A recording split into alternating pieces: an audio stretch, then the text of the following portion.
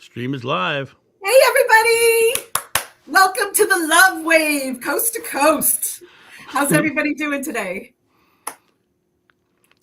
Hey, guys. I see Jenny Brown in there. Hey, Jenny Brown, my neighbor, is in there. Yeah, we got Mary's Jenny. diary. We've got Denise in here, Mary. Marcy, I can't hear you. Are you, I can't hear you. Can you hear me?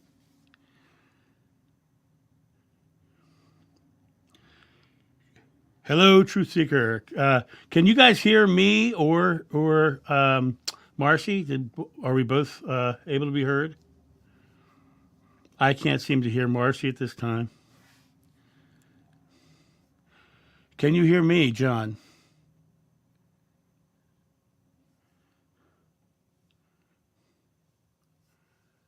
Yeah, I can't hear Marcy. Okay, great. Okay, so you guys can hear me. Marcy is going to take a little bit of time and figure out her mic, I'm sure. I'll just go ahead and start the conversation here. Marcy is the impetus of this love wave. It's been her idea the whole time, and real excited to see her, really getting this going with such cool people. The way this is going to go is going to be Marcy and I for the first hour, and then Dave Johnson is going to come in from Moonride, and he's going to do some stuff. And Marcy and I will stick around. We'll be the Jerry Lewis of this telethon, and then Dave will do some. He's got some really cool exercises and things to do with you guys, and then. Right after he's done, Kim Cary from Intuitiview will be here, and we'll be hanging around for her and bringing some stuff in with that. And then, of course, Celtic Sheila Tarot will come in at the end. And the idea is, I know you guys can only hear me. Marcy is figuring it out as we go. Marcy, can you hear me? Nod yes or no. You hear me, Marcy? We can't hear you. Hold on. Marcy's just practicing her mime,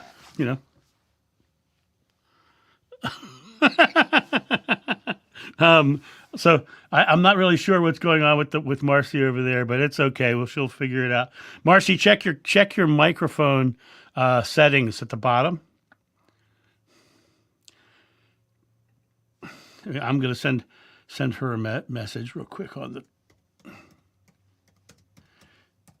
I'm sorry for the technical difficulties.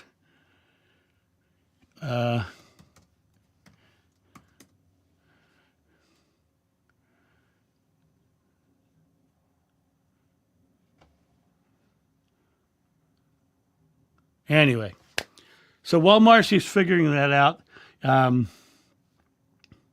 yeah, Marcy, I don't know if she can go out and come back in. I'm an admin, so I'm pretty sure she can. Marcy, can you sign back out and sign back in? Okay. Let's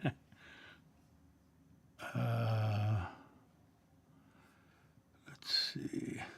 I unfortunately have no power over her settings at all. So, well, what she's done is she's thrown me up and I'm going to take over. So we're going to start this love wave off with a meditation, and while meditation is going on, Marcy is going to be setting up and figuring out her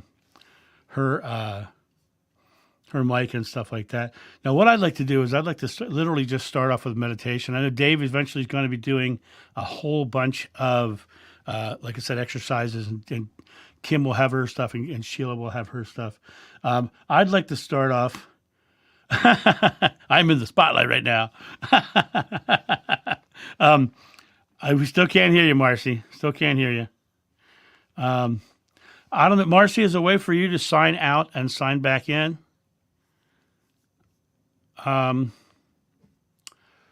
Anyway, I'm in the spotlight, so I'm going to take it. So, guys, Marcy, go ahead and figure out what you have to do sound-wise. I'm going to go ahead and start this meditation.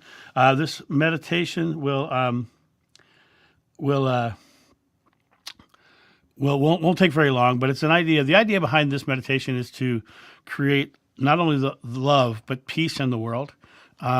So what I'd like to do, guys, is just take this first little bit of time here, and go ahead and just get yourself real comfortable, get yourself in a safe place, and I'm going to go ahead and start a little bit of music here, just to speak over top of. This won't take long. I'm pretty sure this is going to be the only meditation in these 4 hours, but I wanted to start it off with this to kind of get us all in the right space. So let me just send Marcy a quick message here.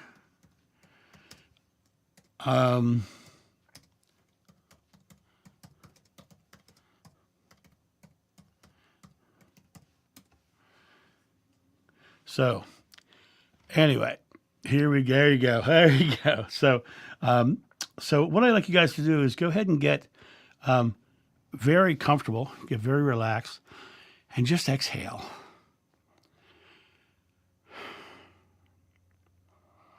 Come down to that space at the bottom of the breath where God resides. Feel that complete sense of relaxation. I want you to focus on it and feel it start to vibrate in your body. That pure, unconditional love, that relaxation, that safe place. And as you pay attention to it, as you acknowledge it, notice how it grows within you. It gets bigger. Now what I'd like you to do is focus it on the center of your forehead.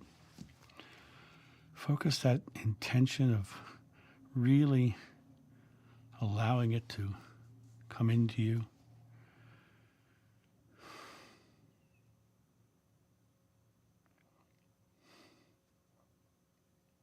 Now what I'd like you to do is go ahead and bring it down across your face to your chest.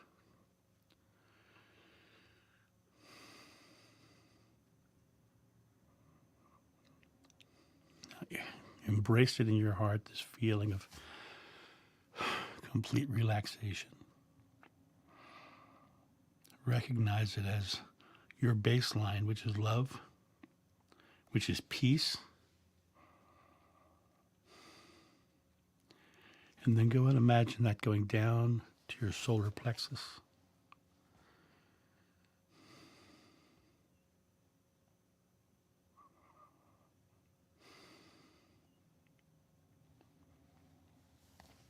As it goes down further, down to your stomach,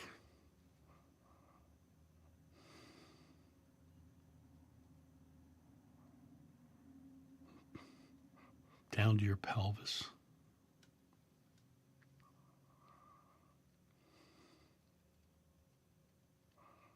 and into your legs,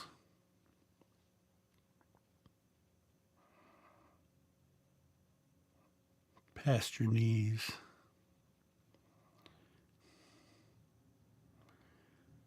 down to your feet,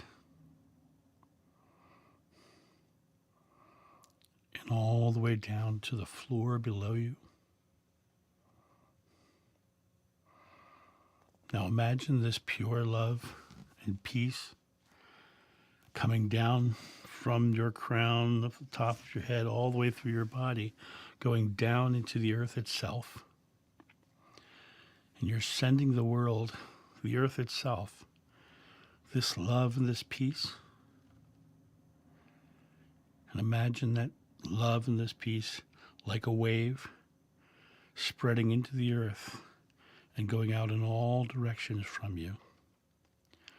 And it travels across the country, and it travels across the seas,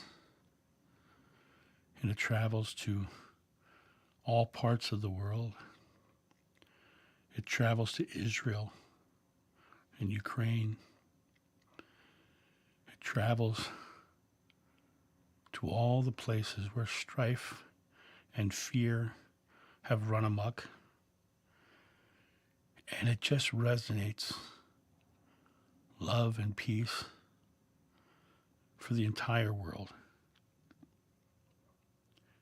Each one of us is a part of the oneness of God. And the more of us which can send this peace and this love wave out into the world can truly have effect, can have intention that will change the feeling of the world, the vibration of the planet. That feeling itself will affect the outcome. And those who are lost in their fears and their anxieties at this time will absolutely 100% start to feel a place where they can exhale, a place where they feel that peace and love coming into them from you, from your intention, from your love. And they see an off-ramp of their fear. And they allow themselves to exhale. You become the permission that allows them to exhale. And that wave continues around the world. And as that wave goes around the world, it comes back around. And it comes back to you. And all the love that is in the world comes back and fills you as well. And all of your fears and anxieties can be washed away into the space of peace and love. And all you have to do is believe. Exhale, let go, set down all the things that do not feel loving and caring. Just like you gave them the off-ramp, give yourself the off-ramp as well. Allow yourself to feel that freedom of love and peace.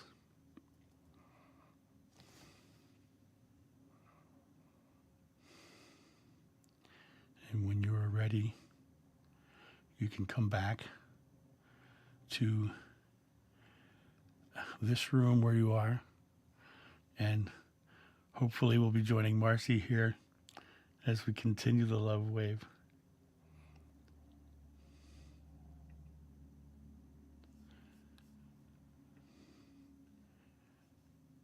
Marcy, are you here?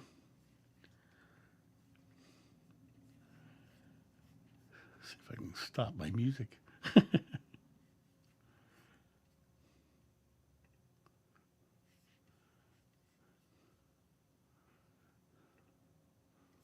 There we go. Marcy, did you figure anything out? But you still can't hear me. Okay, guys. So what I'd like to do now, since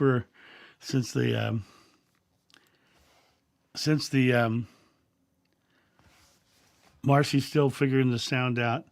You couldn't hear my music. Could anybody else hear my music that was playing? Yeah, I agree with Mary. Marcy, go ahead and unplug your mic and plug it back in again. And make sure you are actually using the microphone. That it's actually using the microphone in StreamYard settings as well.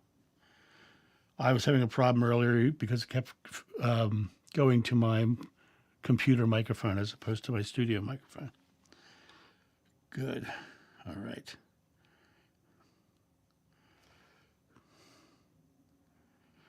Yeah, Truth Seeker, that does not work. Calling me does not, and putting you on speaker, that would create a feedback loop, which would sound horrible. So let me go in and just look at some of your comments and questions.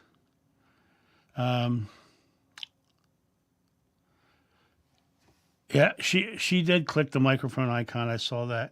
Somebody's asking for that. And it's interesting. It was all working perfectly just before the live stream, so that's okay. That's one of the reasons why she wanted to be here, in case something happened to one of us. So, let's see.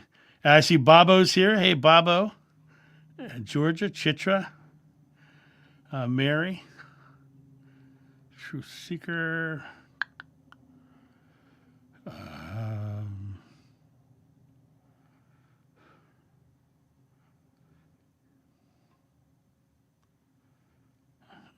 Interesting.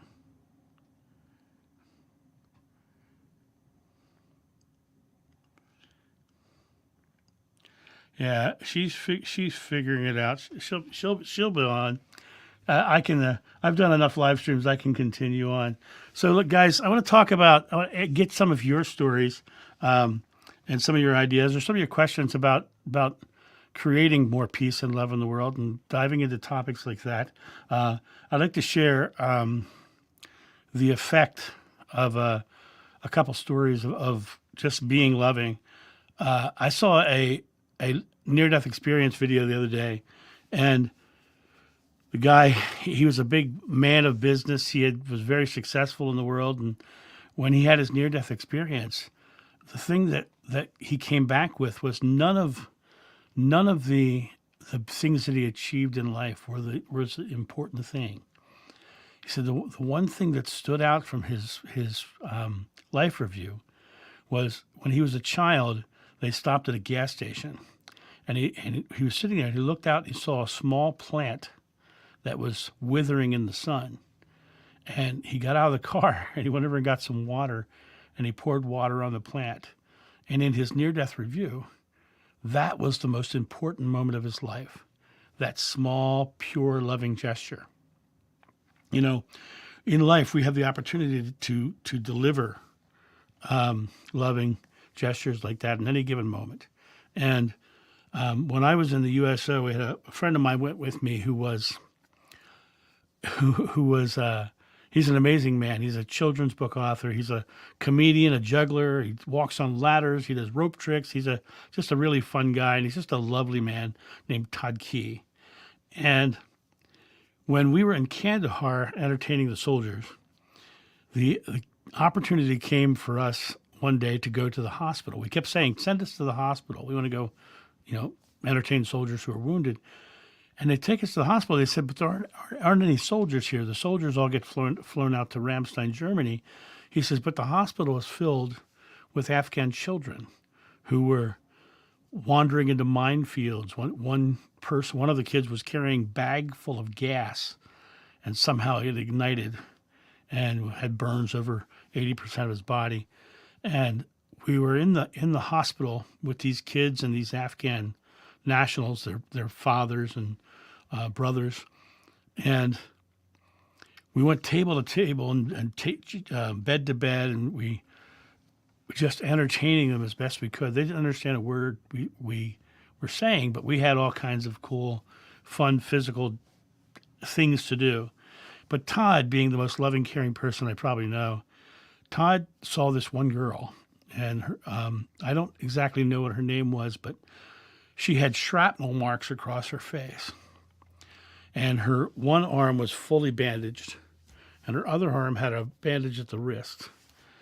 And she was there, and she was kind of apprehensive looking at us, and Todd turns and gives her his twinkling eye Santa look. And she looks at him, and he reaches into his bag of tricks. He pulls out a ball. It's a fairly large ball, and he throws it up in the air, and he catches it on his finger, and it's spinning on his finger. As it spins on his finger, she's like kind of amazed. He looks at her, and he puts his other finger up, and he gestures that she should put her finger up. And she's like, and he throws the ball again, gets it spinning, grabs her finger, and sets the ball on her finger. And it's just sitting there spinning on her finger. She's amazed. Well, so they start playing around, joking, non-verbally, and he digs into his bag again. He pulls out a short length of rope, and he starts swinging it back and forth. And suddenly he throws the rope up in the air, and he ties a knot in the rope. In midair. And what happens was she's just blown away. So he reaches in his bag, he pulls out another length of rope, and he hands it to her. And she's trying to do it, and she can't get to do it. So he goes behind her, he takes the wrist, and he shows her how to do it. But he's behind her, holding her hand, helping her do it.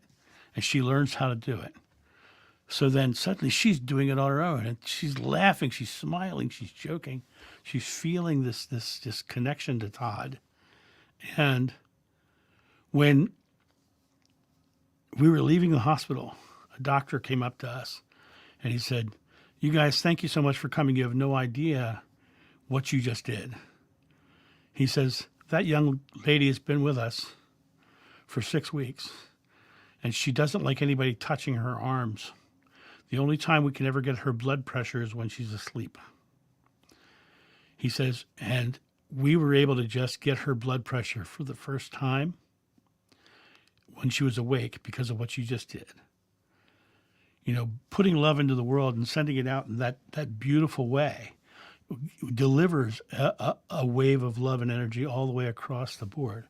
And that young girl was a complete testament to what Todd was delivering. He was delivering just that simple love, that simple compassion. And when we in the world, as we're doing these,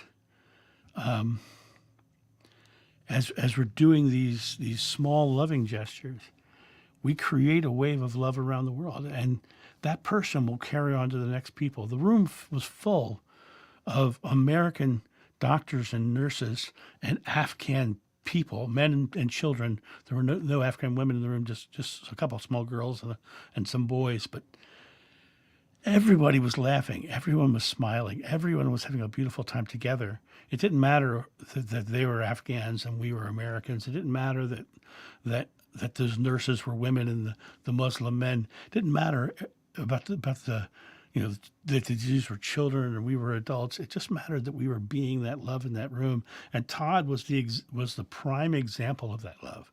Todd was the full example of being that loving gesture. And so I just wanted to share those two stories because they're so beautiful. They're such a beautiful way of saying how we can live a loving life. Marcy is still dealing with sound. I don't know if she's figured anything out yet, but I'm going to go ahead and jump over to the comments section and look at some of your questions or comments and see what's come through. Yeah,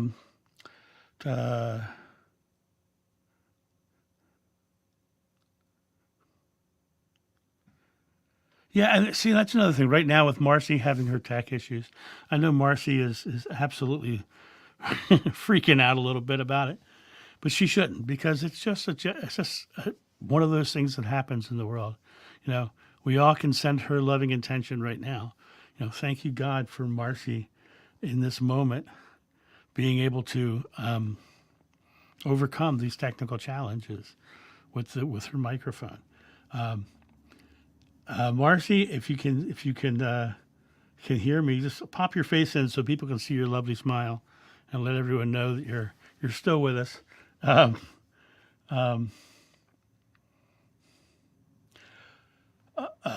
you asking what my connection is, Sufi? Are you asking what my connection to soldiers are?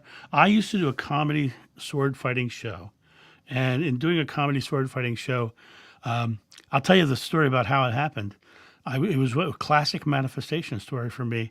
Back in 2001, I said, we were coming to the end of our Renaissance Festival season. And I said, thank you, God, for the world travel I am receiving. Amen. 2 hours later, I was walking off stage, and these two gentlemen walked up, and they said, gosh, we've been watching your show for years. We'd love to take you on USO shows to entertain the soldiers overseas. And I said, we'd love to do that. He said, well, get us your marketing kit. So Monday morning, I went to the Pentagon where their office was, and I delivered the marketing kit. Tuesday morning, the office got hit by an airplane because it was September 11th. 3 weeks later, I went to Iceland, England, Norway, Germany, Belgium, and Holland. I eventually went on 6 USO tours. I went to 16 countries, including to the most remote parts of both Iraq and Afghanistan. At one point on Easter Sunday, I was on every Marine base in the Anbar province. We went to places that when I told soldiers where I was, they were just shocked because I was eight miles from the Syrian border. I was in some of the most dangerous parts of the country. But I was there because, you know, when someone in the military, whether I don't believe in war per se, but when I see someone who volunteers to go anywhere in the world to defend and volunteers their life, then I think it's commendable to support them in their time of strife and their time of fear. And the best comment I ever got on my USO show, I was in Ramadi, Iraq, and we had performed that day. And at the end of the show, a soldier came up and said, "Mr. Davis, I just wanted to thank you for coming." He says, "This morning I was in a firefight. This afternoon for 2 hours, I forgot all about it." And so when I asked him how he was able to go into a firefight and not be terrified or scared, he said something very interesting to me. He said, the first thing I had to do was I had to come together with my team, and I had to say, what's our objective? In other words, he had to set a goal. So they would find their objective, they would set their goal. They would each decide which part of that goal was theirs to take care of. And then each one of them would decide that they were going to achieve it. And then they would do this. They would go, hooah! And they would do this large exhaling grunt. They literally would exhale. Now, we know that when we are at our base, we're in love. And fear is the thing that holds us back from experiencing that love.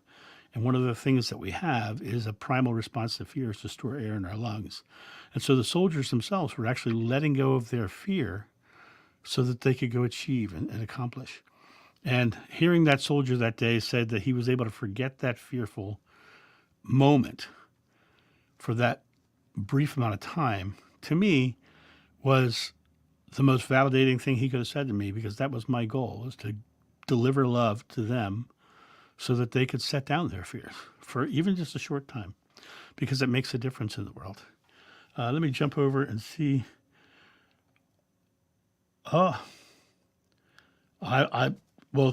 Jules, thank you. Your daughter. I was actually in Bahrain. I've been there, and I performed. Bahrain is an interesting place. Had some really good Indian food in Bahrain.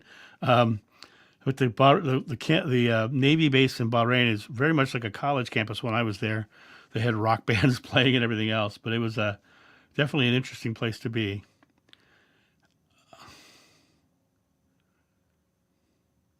Chitra, I'm glad you like the meditation.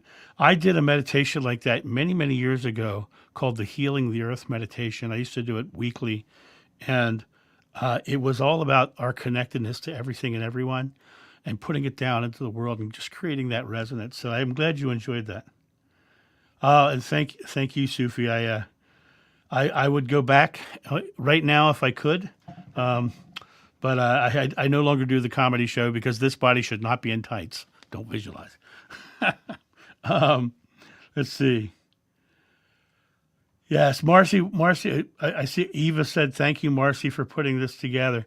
Marcy did a great job. Marcy really set the whole thing up. I'm really sad that she's having a little technical difficulty right now, but that's okay. It's okay.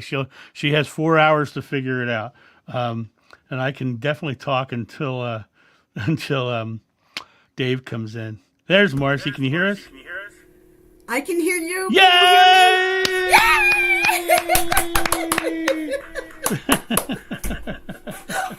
Oh my goodness! What a way to start. Was it your headphones? I have no idea what it was. I had to go completely out and come completely back in. So right now I'm hearing me echoing back. So I don't know if it's bad or not. Can you have headphones? Let's try. Okay. Okay. I just want to make sure it's. Are you there? Can you hear me? Yeah. Can you volume yourself up a little bit? I tried, and hold on. It's okay. Oh, okay. So I'm going to go ahead and answer this question here. Okay. Elizabeth Martin says, do you have any advice on how to prevent blockages when you're manifesting? Double Virgo with Capricorn moon here, so lots of perfectionism. and it's just me. That's funny. Let's talk about manifestation for a second. Manifestation, law of attraction, all those things. That's just the marketing of creation, and creation has one main key element to it, and that's belief. But to be very specific, it's a belief about the present moment. And so when you're manifesting something, people are always looking ahead of themselves, trying to get to it or have it this. But in reality, we don't travel through time. Time travels through us. So in this moment, it's coming towards you depending on what you believe about this moment. So most people have a hard time manifesting because they get stuck in trying to get it and wanting to get it and needing to get it and hoping to get it and how they're going to get it. And all of those are present moment belief in the lack that it's not here now or not coming into your experience. But if you think of it as, I am receiving it, I am happily enjoying it coming into my experience, having it flow into the water. And can you hear me? I can hear you. Can you hear me okay? Yeah, now you're a little loud, but that's okay. Are you still getting the echo? No, I'm not. That's perfect. Okay. Perfect.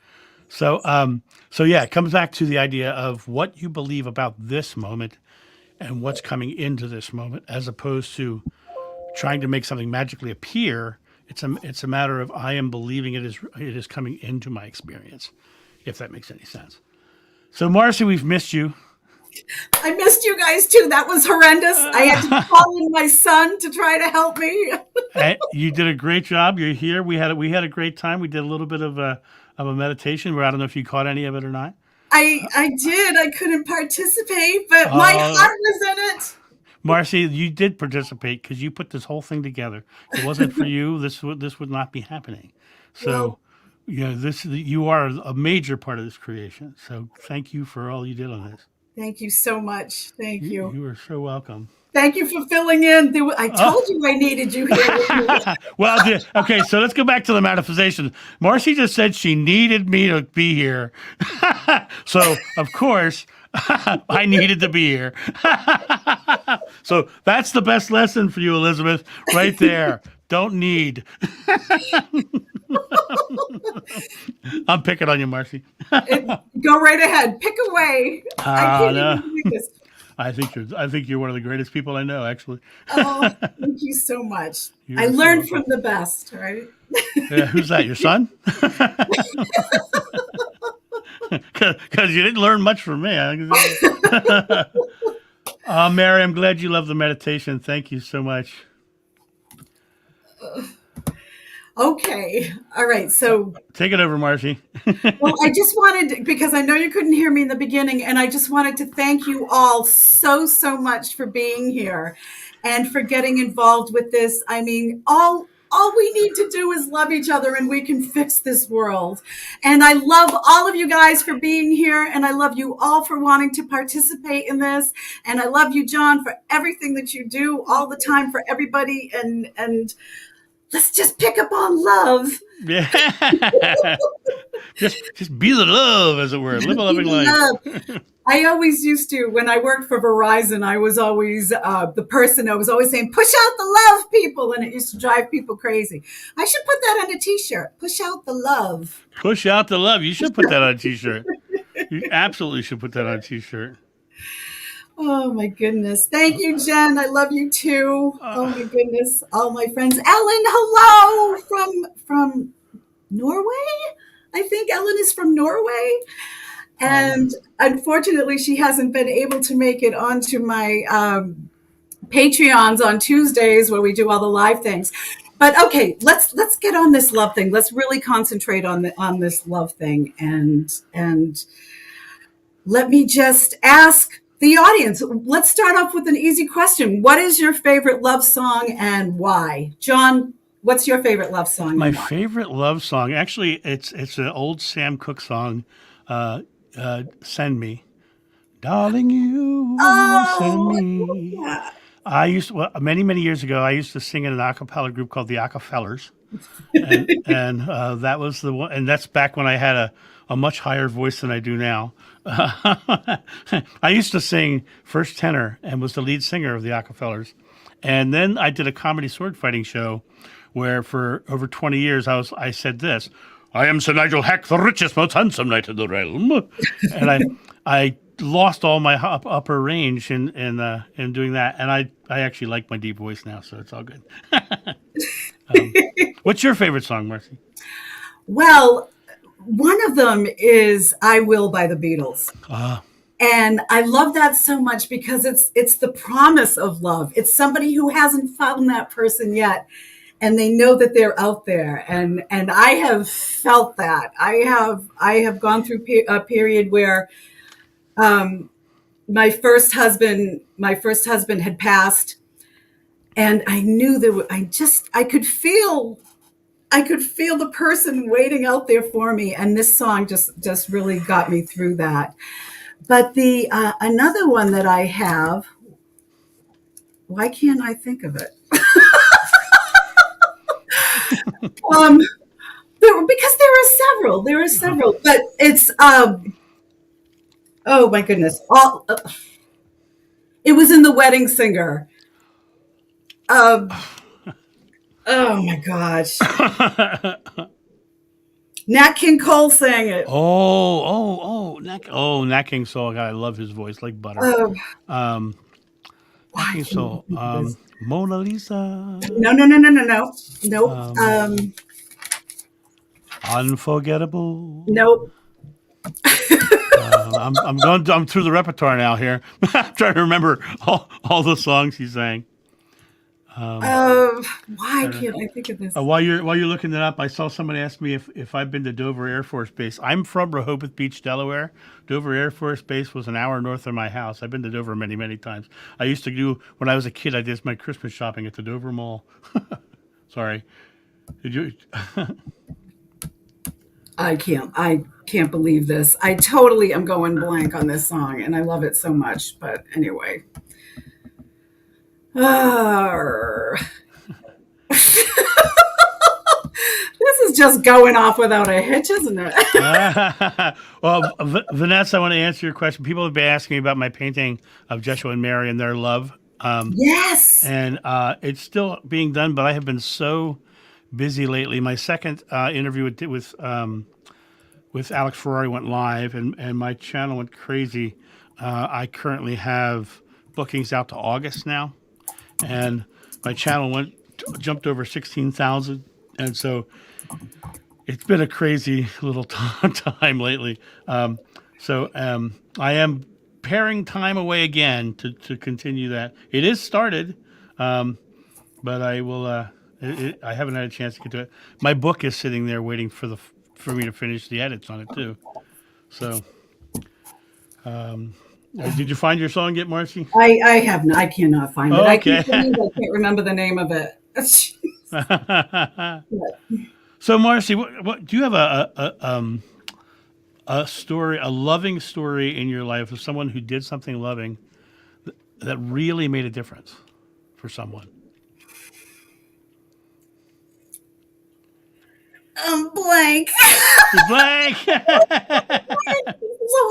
This is horrible. Well, actually, I have one for you, and you can tell the story. Okay. I know you in your town you had a tragedy with a train. Yes. And how the whole town came together in that moment. It was a horrible incident where one of the young men from our high school committed suicide with the train, and it really affected all of us, and we really tried to. The kids in the high school really got together to try to make a difference, to try to heal each other. My mom is in the audience, and she's saying that her favorite song is "I'll Be Seeing You" in all the old familiar places. In all the old familiar places. But it was just the feeling that was going through the town. It wasn't that we really were able to organize and do anything. The kids in the high school did. Yeah, but love is a feeling. Yeah. And most people don't realize that just going up and smiling is delivering love to someone. Yes. And in that time when everyone's so struggled, just sometimes that loving look can we transmit so much through our eyes. And if you guys watching this, I know you'll back me up on this. Anytime you watch a Marcy video, you see that big twinkle in her eye. It's like you can't help but smile because Marcy delivers that love. And I'm not trying to blow wind up her skirt right now, but it's just true though. I mean, one of the things that I like so much about Marcy's stuff is when I see her face on the screen, I immediately smile. And I watch every one of her videos, and I just sit there and yeah, it's so good,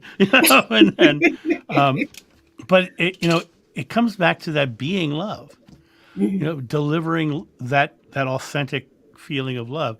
But it comes like in the town, that feeling of love, Yes. that feeling, and it doesn't have to be, a big working in the soup kitchen every day. If you can, that's great, but it can sometimes just be helping that one person open a door for someone, just that small loving gesture in the world. And that is a wave as it travels out from you. It is. I had notes and I can't find any. Marcy, take a breath. Exhale.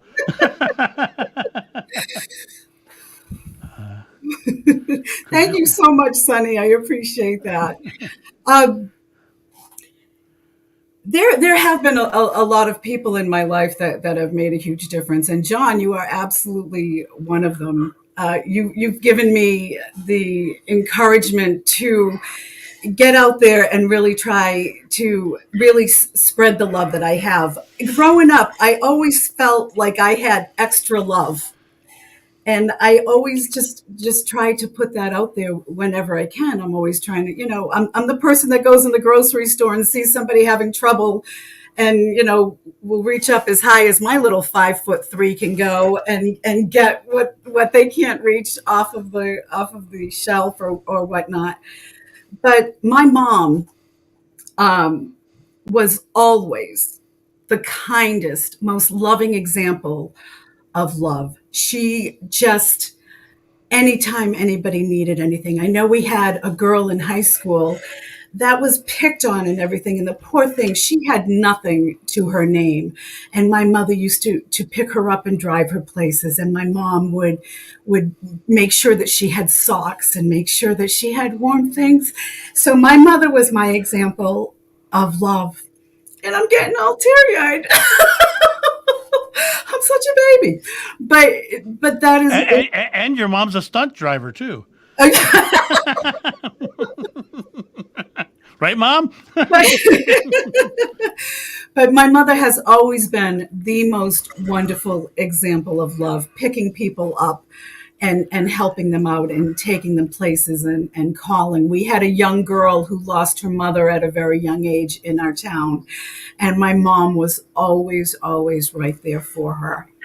My mom is an incredible example of love and giving. So I just try to follow her lead. And I always said if I could be half the person that my mother is, that I would be happy with that. So still working on it. Still working on it, but trying to get there. But I am a true believer that love can absolutely change everything. And I thought it would be interesting to check out the Schumann resonance when all this is through, this love wave, to see if it's had any little jolts in its effect. I thought that would be a fun thing to look at. So we'll have to try. For the love wave. Oh, my husband wants to give me a kiss for the love wave. Oh, yeah, give her a kiss. Kiss, kiss, kiss. There you go. Now me, kiss me too. Mwah. He's blowing kisses. Well, That is my wonderful husband, Rich, who I was told in the 4th grade by a voice that I was going to marry him. Oh. And I said, no, I'm not. And then we went our separate ways and we ended up back together anyway. And Jenny's checking in with an awe at 444. And Denise Paul is calling out 444. 444. Look at that. Honey is giving us a wave for 444. And Bright Love, being short makes you creative. I use chairs, countertops, and tongs to get what I need. One way or another, I'm getting that thing from the top shelf. Right. And I want to tell a story I've told before, and many of you know me from my channel have heard this story before, but I want to share it again because I think it really talks about all of our desire to be loved in some form. I had a woman who was going to end the relationship with her mother. And she comes to me, she says, John, I'm ending my relationship with my mother. I said, why? She says, every time we get together, we just butt heads. It's terrible. She treats me like a child, and I hate it. It's terrible. I'm ending it. I said, do me a favor. I said, before you end your relationship with your mother, the next time you get together with her and you guys start butting heads, I want you to exhale. You to release the emotion associated with what's happening in the room. And when you exhale, I want you to say these words to your mother. I want you to say, Mom, no matter what you do or say, I'll always love you. She said, I don't think I could say that. I said, why? She says, I don't feel that. I said, all right, I give you permission to do it and say it, but not think it until she gives you a reason to think it. And she says, okay, I'll do that. So I didn't see that lady for about 6 months. And I walked into the metaphysical center just south of my house here down in Canton. And she runs up, she grabs me, she pulls me into a bear hug. She says, John, I have the greatest relationship with my mother now because of you. I said, why? What happened? She says, we got together, we started butting heads. I remember what you said, I exhaled. I said, Mom, no matter what you do or say, I'll always love you. Mom broke down crying. She said, I love you too. And we had the greatest relationship ever since. I said, do you want to know why it worked? She said, yeah. I said, because both of you wanted to have unconditional love, but no one was giving it first. And the line, no matter what you do or say, I will always love you, is a completely unconditionally loving statement. So you basically negated her fear so that she could give that love fully. You created the wave so that the wave could ripple back to you. Well, it's rippling. It's rippling. It's rippling. It always reminds me of a Sanford and Son. He drank his ripple. Oh my goodness, that's so right. I'm coming, Elizabeth. I remembered the name of the song. Oh, what is it? What is it? What is it? It's That's All. And I can, for some reason, I always have a blank with that. But it's really kind of it really is kind of a wedding vow. I can only give you country walks in springtime and a hand to hold when leaves begin to fall. You know, it's just beautiful. It just says what I can give to you of the love. And the only thing I'm asking in return, dear, is it's me that you'll adore for now and evermore. That's all. You know, it's just a beautiful commitment to love, and that's why I really love that song. Yeah. But anyway, it's a beautiful song, and I love the concept of commitment to love, because it is a commitment, and what you're committing to is your true nature, because it's our fears that are the veil that keep us from separate from it. Our natural state is loving, right? And when we completely relax, we come back to that base state. That is the loving state. And our fears and anxiety keep us separate from it. So the more you can come back to that space of fearlessness, then you're creating that love wave that goes out to everybody around the world. I'm peeking at all your comments over here. If you're looking at my ear, it's because I'm looking at comments there. Oh my good face, yes, face red heart shape.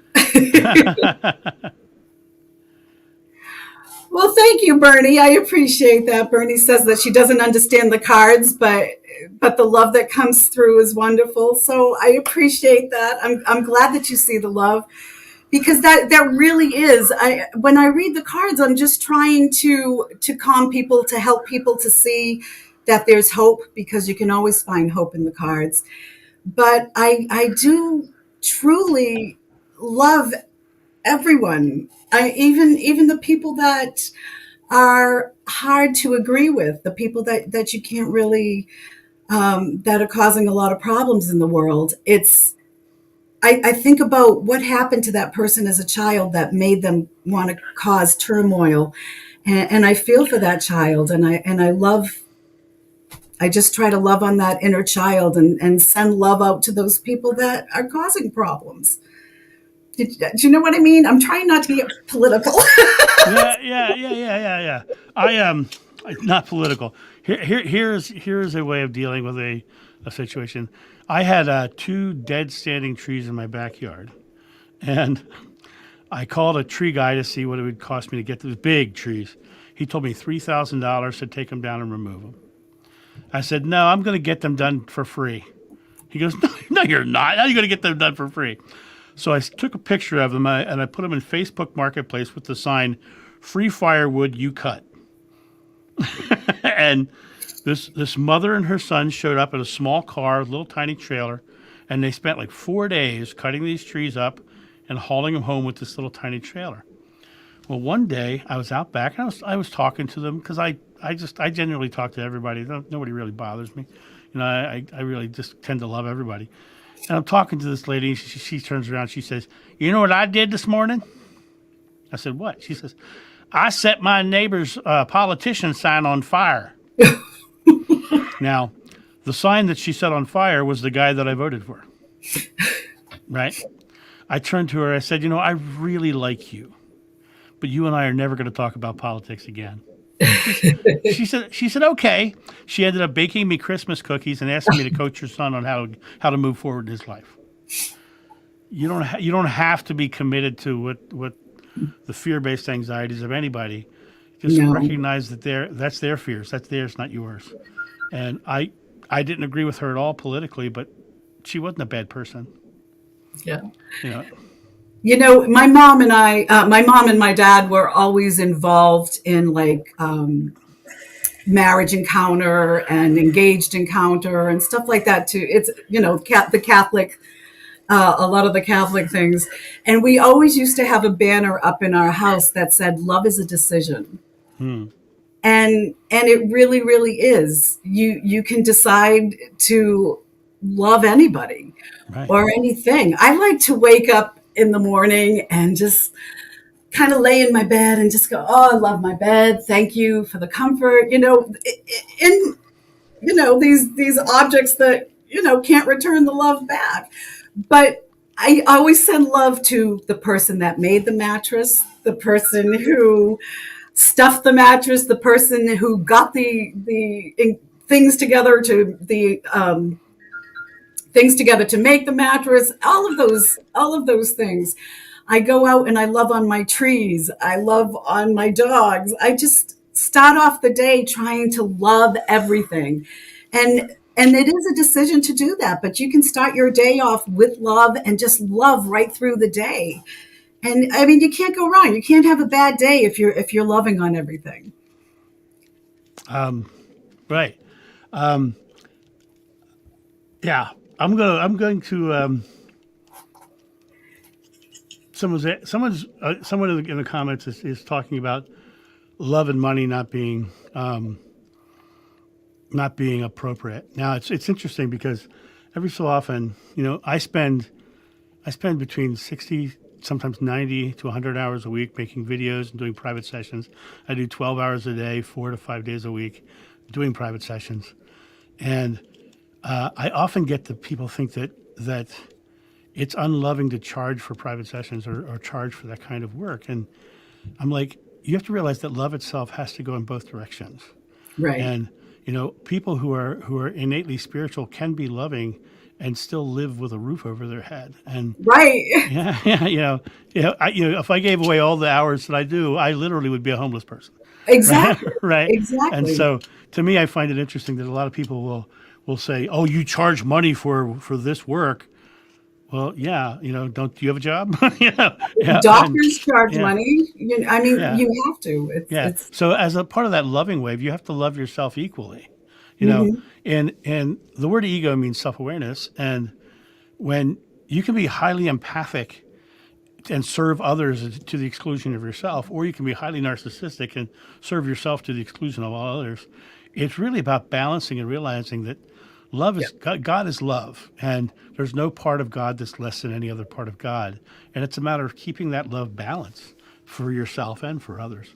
And so to me, when the commenter in the section over here is talking about love, and I don't think anybody's a bad person. I think that people have their own beliefs, and that's their spiritual journey. But I think it really comes down to The question is there, does a certain topic, be it money or anything else, engender fear in you? And that's the illusion of love being absent. And so it's a matter of coming to your own reality about, do I love myself enough to let go of my fear? Exactly. I hope that answers that question. It was asked like 3 or 4 times, so I thought I should address it. Oh, I'm glad that you did, because I didn't see that. I'm multitasking is not always my thing. Yeah. And I'm trying to kind of do both here, but Right. it's not Right. always easy. And the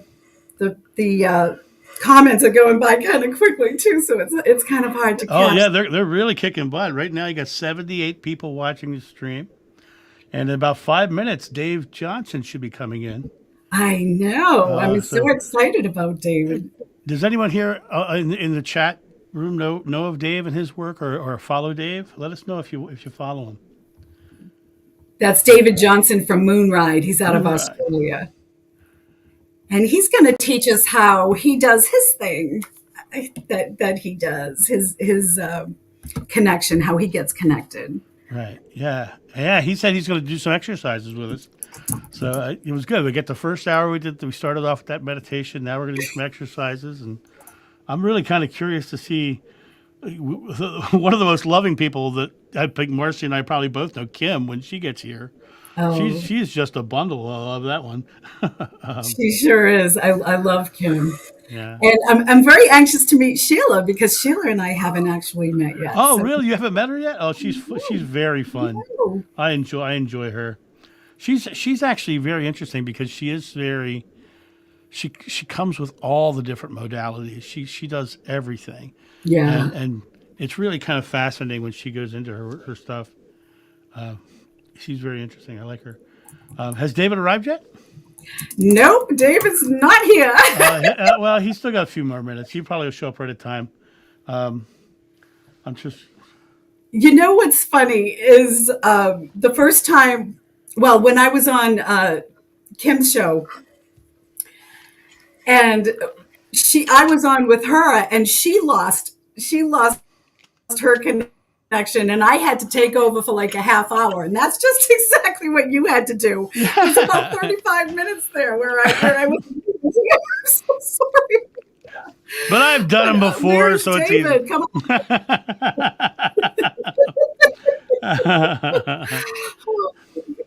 Well, at least we're getting the laughter in there, because the laughter is such an important part of raising the energy and raising that love vibration. Yeah, and you got to So, remember that a laugh We is got a to joyful. keep that laughter in there. Yeah, a laugh is a joyful exhale. So it literally is releasing fear joyfully. Yep. And so you're coming back to that. So the feeling of God is a laugh. You know, this guy behind me, one of my fondest memories of him is always him laughing. You know, he always would tease and have fun and joke and smile and laugh and get you into that space of just enjoying being around him. John, I just came across this question, and I'm sure that you probably have a good suggestion here. So it's important for Leonie.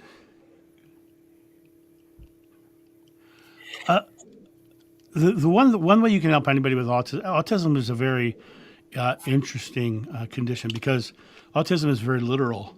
They think of the world very literally, and so when you speak to your son or speak about your son, or in earshot of your son, make sure you're saying things that are very positive for his outcome. You know, I'm so proud of my son for the way he is handling this. I'm so happy that my son is in the greatest place where he's getting the greatest care. And you start giving him those kind of positive reinforcements and being very literal. He is here because I am loving him enough to give him the greatest care, and give him those real affirmations. The other thing is that I did a video on my channel called Speaking and Healing Through the Higher Self. And literally, when you are sending intentions, you know, thank you, God, for the perfect health of my son. You know, in those moments, ask in your mind if he's ready to step into that, because you may get an answer back from him in the higher self. And that's an interesting thing. I actually watched the lady cure herself of cancer through a higher self conversation that way. And you'll, in the video, if you, it's in that video if you find it on my channel. But you can literally send that positive intention, but actively ask in your subconscious mind, in your conscious mind, in your higher self mind, in your thoughts, basically. And listen for an answer, because you'll probably get one. I hope that answers your question.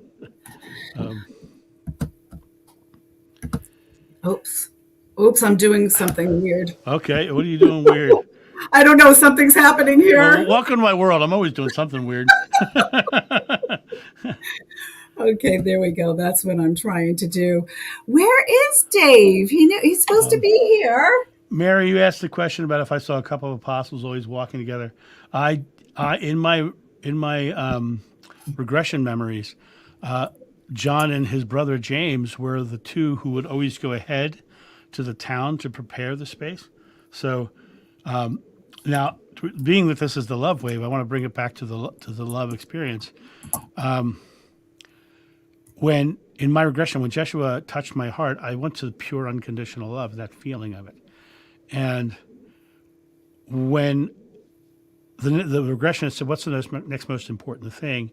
And the next most important thing was feeling all my fears and my anxieties, feeling my separation from that love, and bringing myself back to it, whereas the Bible would say bringing the kingdom of heaven to earth. And one of the things that happened in John's life, he loved Jeshua so much that he walked away from his entire life to go serve this man who showed him what pure love was. And so that's how powerful love is. It's life altering, it's life changing. That regression changed my life forever. And it wasn't because of the memories. Yeah, I don't think it matters who anybody was. It only matters who you are in the present moment. And if you're here and being love in this moment, then you are creating that wave. Here's Dave. Davey's here. Can you see me? Dave. Hi, Dave. We see you, So we hear happy. you. Love wave to both of you. I love your shirt. The rainbow. It's gorgeous. Yeah, I love you. Oh, nice. You guys So are Dave, emerging. So, Dave, tell us, for those people who don't know you, and we have a lot of people who do know you, who follow you, and we're getting a lot of hi Daves here. Tell us a little bit about what you do. So, for those of you who don't, for those who don't know what you do. Okay, well, it's a little bit like telling people how I got to Australia. I always say it's a little complicated, but I will give you the Cliff Notes version of what I do. I do channeling. That is, I channel information from spirit, and I do that with groups of people as well as an individual. I do psychic predictions. They're mostly political. And I do past life regression. So I hypnotize people to go to past lives and discover lots of stuff there. I find that really, really, really therapeutic. I also work as a shaman, and that's what I've done for a long time. And in that, I do shamanic journeys for people, for them to find out their own power animal and get answers to their questions. I really like the idea of helping people to help themselves. So I don't just give them the answer. I want them to have a method they can find the answer themselves. That's what John and I agree on also is the empowerment. It's really important to empower other people and help them to see that we all have a connection. It's just a matter of really recognizing it. God lives in us as us, and that's our connection. It's already there. It's already built in. It's just about paying attention. Yeah, that's absolutely true. And everybody has these abilities. It's just a question of how much you want to do them, how much of your time you want to spend doing them. And it's okay if you don't. It's just a question of your desires. Yep, it is. So did you want to lead us in another meditation? Did you have a meditation for us? Sure, if you're ready. Okay, let me give you the big screen and go ahead. I think I should have cut my hair again. That's right. So let's start here. All right, and I'm going to ask all y'all to do it, and you guys can do it together. Now, the principal thing. This is how I teach people how to channel. And again, everybody can channel, but they have some legitimate fears They don't necessarily just want to jump in there. And maybe there's good reason for hesitation. I don't think there's evil out there so much as I think there is distraction, and also opportunities to overcome the distraction and learn. It's a little bit like meditation. One principal thing that I want to make really, really emphasize here is that love. Love is the key. It's always about the heart. If you encounter something in spirit and it does not feel comfortable, then just move on to the next one, because bright light is waiting out there for you. It's just a question of trusting your heart and knowing that your feelings are accurate. So the first portion of this, talking to your guides, the first thing that I would ask all of you to do is just put a pyramid over your head. And if you put the pyramid over your head, like a package, put in anything that looks like love. So you can think of love you have given to another person. Maybe even did that kind of secretly. You can think of love that someone has given to you. Right? And just really visualize these things. See the moment that somebody did that. And you can also think of just love that you've seen, that somebody helped somebody across the street because they were ailing. That also can look like love. Anything that looks like love, put like a package in the pyramid. Now, for those of you saying, no, I never experienced this, there are a few people who don't really see the love right now. Think a little bit harder. You have received love from someone. It might have been a minor thing. It might have been long ago. It might even have come from someone who made you angry afterwards. Think of the moment of love, right? And just like a pyramid, sort of a package, put it in that pyramid above your head. Now, one thing that's fun to do is take a look at your pyramid and see what color it is. I always do this with my eyes closed, or mostly with my eyes closed, but it's up to you. So if you have this pyramid over your head, what color is it? Take a look. Now, you'll have different colors. Some people will have more on the gray, pink side. Some people will have almost clear or gold. These are all good. But if anybody out there has a pyramid that is black or red like a fire engine, it's just time to pause here for a moment. There's nothing wrong with having that color, but there's something maybe you're a little bit upset about, or you're a little bit mad about. Now, it's okay to take a look at that thing that you're mad at, and just see it for a moment. What am I angry about? What am I upset about? Just view it for a moment. Like a baby, hold it in your arms and say, it's okay for me to feel that way. It is okay. And then just sort of hold the baby there, the baby of your anger or whatever else it might be, and soothe it for a moment. And then say to whatever problem it is, I promise I will think about you later. I promise I will engage later. Go back to your pyramid. If it's necessary, put in a little bit more love. Think again of something loving. You might think of anything that looks like love. All right. Now, take this pyramid and whatever color it is, again, useful to note what color it is. Hopefully now it's no longer red or black. You put that to bed and engaged, just agree that you'll think about that later. Right? And lower the pyramid around you, the pyramid of love, so that it goes from your head all the way under your toes, so that you're completely enclosed in this pyramid of love. Right? And you're here in the middle of that pyramid. Now, we just want a little bit of help before we venture into the spirit world, a little bit more love. And I'd like you to think of someone who truly loves you. And think of someone who truly loves you that has passed from this lifetime. They're no longer physically embodied, because we're going to go to the spirit world and we want to talk to some people who are already there, who know what they're doing, right? Think of the person that loved you, who has passed. Now, you might again be tempted to say, but I don't have any particular family member that loved me. Yeah, well, there are somebody that loves you. There is a teacher or psychologist or friend. Everybody has someone that has loved them. And I'd like you to picture them right now, because they're going to help us in our pyramid. And keep in mind, as we are doing this, nobody's perfect. So the person that's going to show up may be very imperfect. That's okay, as long as they love you. And also, you don't need to pick everybody. Maybe you have 1,000 people that love you, just who's shown up today, because maybe those guys are busy. We just want a few helpers. Again, who loves you, who has passed? Picture that person. I'm picturing my aunt. And then I'm going to welcome her into the room with me by remembering the good things that I had with my aunt, the friendship, the love, the kindness that she showed to me. And as I remember that, I'm going to bring my aunt into the room with me. And now I am going to invite her into my pyramid. And all of you can do the same. Think of the person who loves you. Bring them closer and closer, and then invite them into the pyramid.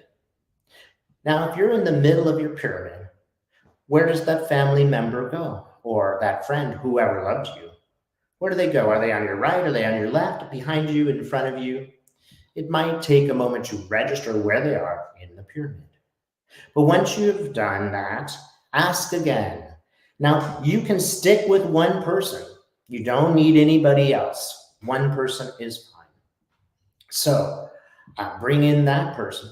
But if there is another person and they're sort of knocking on your pyramid like, hey, I really want to help, and you feel like you want them, go for it. Ask them to do the same thing. Just think of them, think of the love you shared, and then bring them into the room with you. You might feel them even close enough to touch your shoulder or their lips on your forehead, and bring them into your pyramid. And once you brought them into your pyramid, find out where they go. Left, right, front, back. You don't need a second person, but if you do, go through this process and put them someplace or see where they go. You can also do this with a beloved pet. If you ever had an animal you were very close to who has passed, then also they may show up and knock on your pyramid and be ready to go.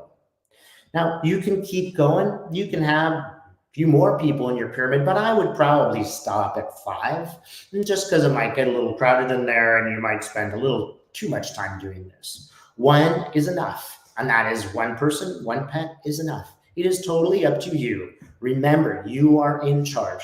You will decide how this works, right? And you must trust yourself and listen to your heart as you do it.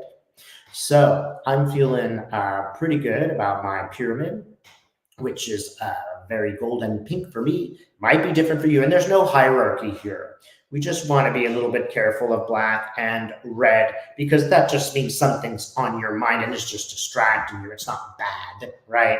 We just want to tend to black and red. And like I said, just sort of soothe it like a baby and promise that they will be worked out later on. So we've got a pyramid, and this is the pyramid that's going to help us to go out into the universe to meet our guide.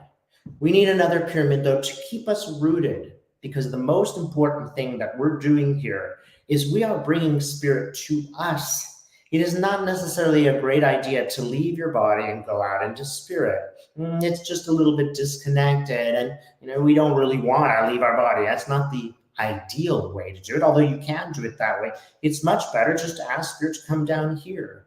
It puts you in more control, and that's the point of the work that we are doing. So I'm going to have another pyramid, and this pyramid is made of crystal, and this pyramid starts here above my head, but instead of pointing up, it points downwards towards the earth. It has your whole body in it, again, just like the other pyramid. So if we were looking at it, it would look like a Jewish star or maybe a Merkaba, these two pyramids. Here is a pyramid going down, made of crystal, and through your feet, just put any cares of the world. Just put them through your feet, through the crystal, into the earth. And if you live on the 26th floor, it doesn't matter. Just put them all through, down into the earth. I'm just thinking about, oh God, I got to clean the bathroom. And, I got to argue with the bank today. And I'm just, Dave. Now is not the time to worry about those things. Just put them through the feet. Put them into the earth. Because Mother Earth, she can transform anything. and make it beautiful, right? Just let her reform all that stuff, pushing through your feet into the earth. So here we are in our double pyramid, and this is going to make us completely safe as we go and chat with spirit, right?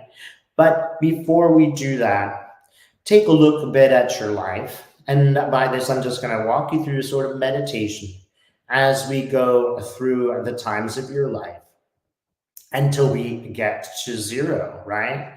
This is just a meditation. Just think and sort of reflect on what I said. You may well see some pictures. And let's just start with 60, right? Some of you are younger than 60. So you could just wait a moment here, and some of you are older, but that's fine. Just start with 60 years old. And if you are older than 60, see yourself at 60. See who you were. See what you were learning and what you were becoming. Now, there's no judgments here. Don't sit at 60 and say, oh, I did those mistakes. No, they were just learning. You were just becoming yourself through those errors, right? So see yourself in a very loving way at 60. Maybe see what you're wearing, see what you're doing. Sometimes people get one word: cooking, husbanding, teaching, whatever it might be. So lots of gratitude for yourself at that time at 60. And then let's go to 50.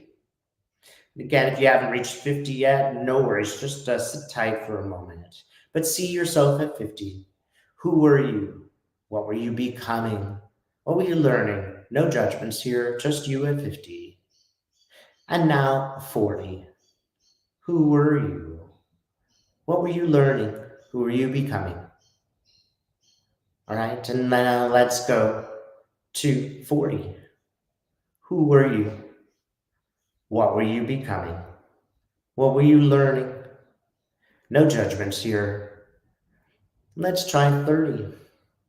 Take a look at yourself at 30. Who were you? What were you becoming? What were you learning? Now, let's go to 20. Who were you? What were you learning? How were you becoming you? Don't criticize, no judgment allowed. Now let's go to 10 years old. Here you are, 10 years old. Don't make the mistake of thinking a 10-year-old is foolish. 10-year-olds are very clever, putting together a very complicated universe, right? Very open-minded, very much ready to learn.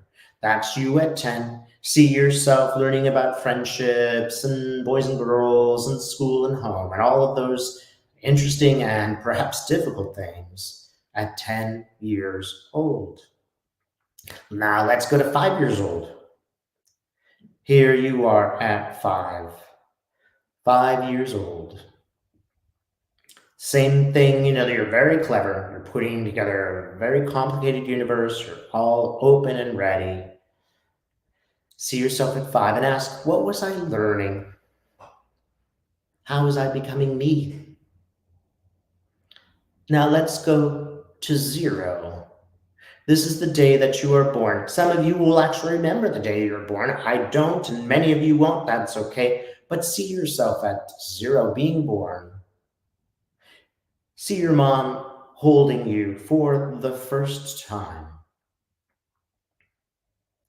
And you might also see your fathers.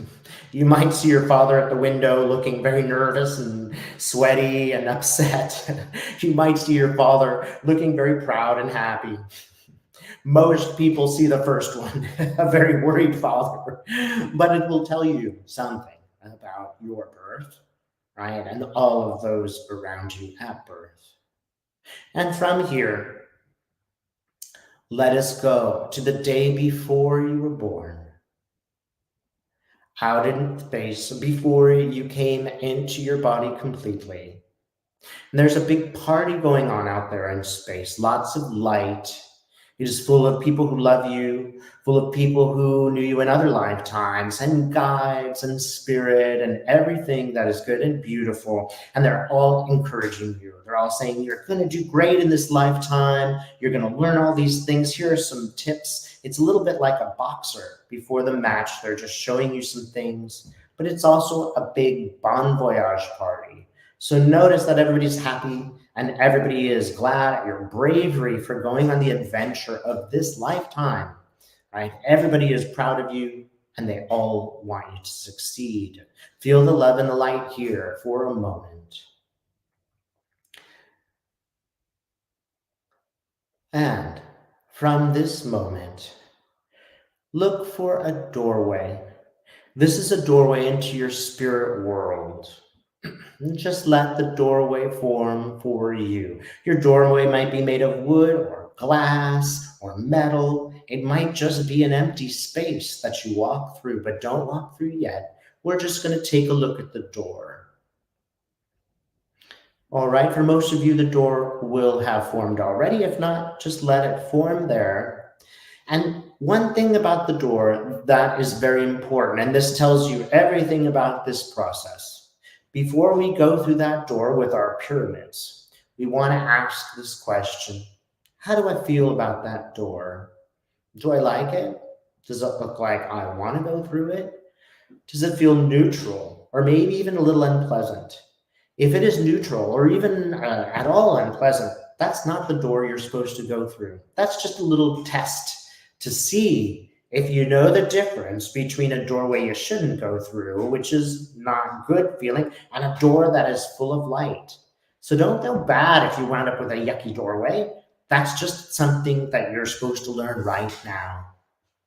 So if your doorway feels pretty good, if your heart tells you you like that doorway, go ahead and go through it in your pyramids.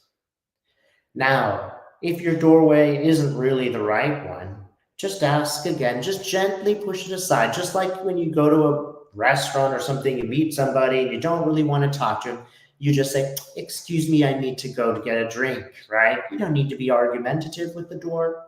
Just say, no, thank you, and let another doorway form. Some of you will get a doorway into grandma's basement. Some of you will get a doorway into a beautiful garden. Some of you, it'll just be an empty space or maybe even space. All of those are fine. There's nothing wrong with that as long as you feel good in your heart about that door. Most of you will feel a little bit excited, and that is a great way to feel. Some of you will just feel happy. That is a great way to feel too. Now, you've all found the right doorway, the one that feels good. Go ahead and go through.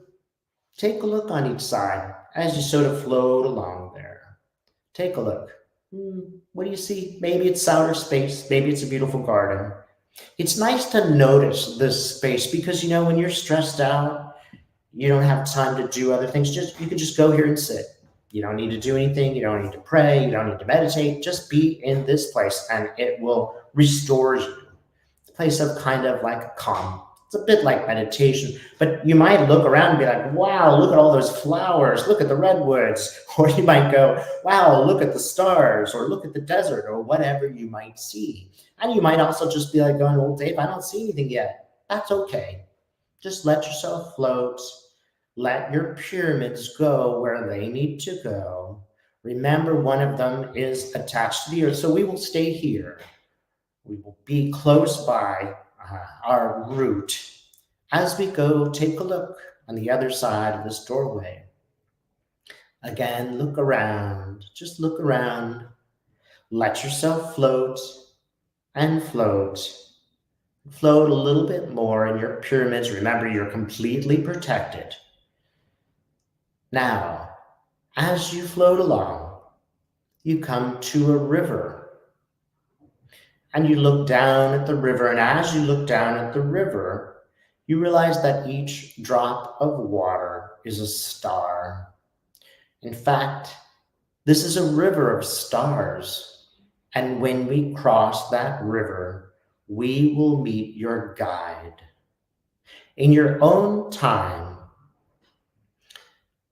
at your own pace, just cross the river of stars.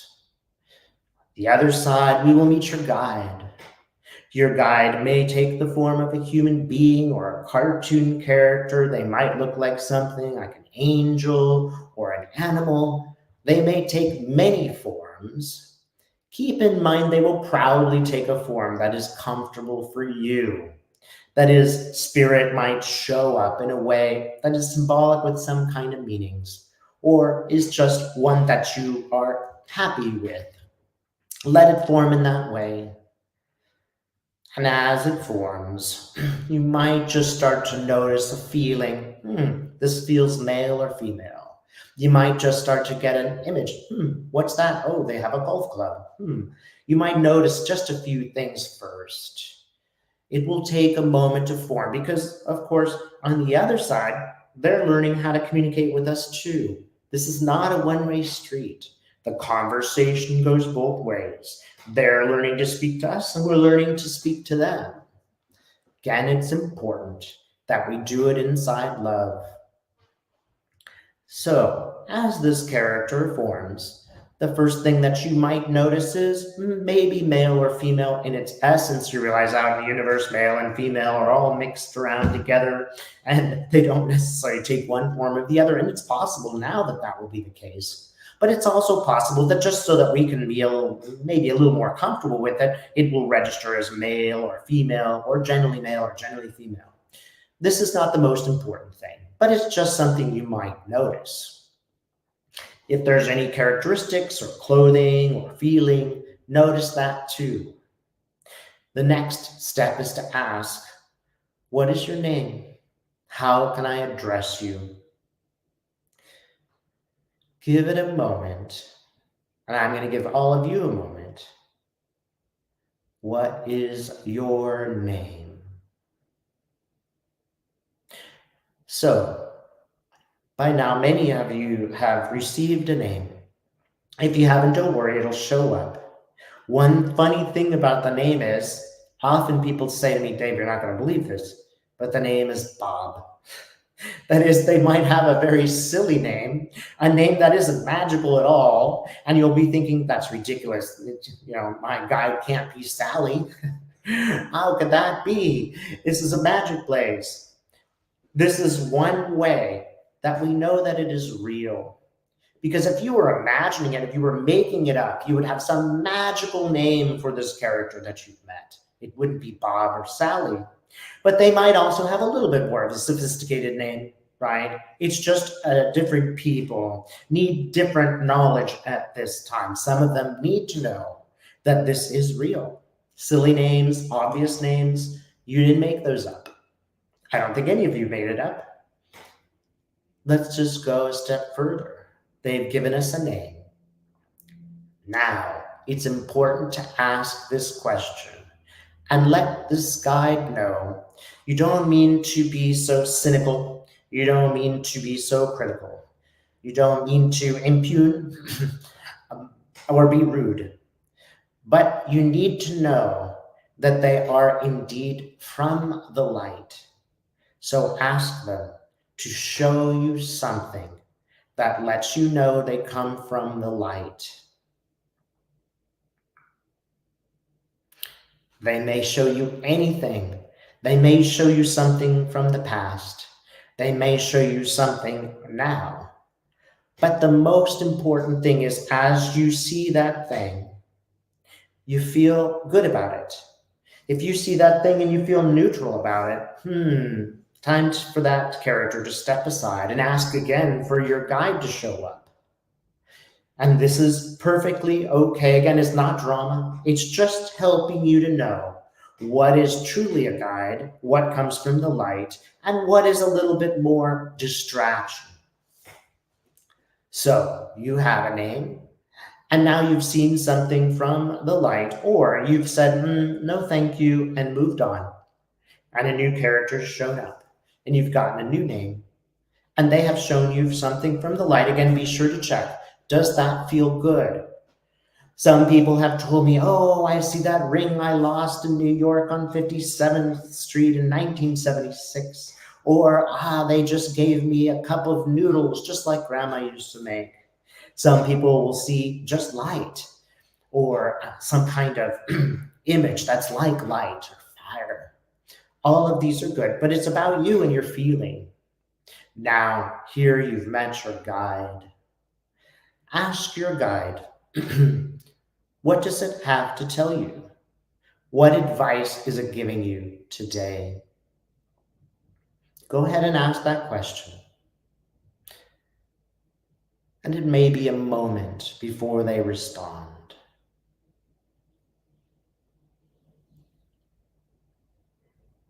Good.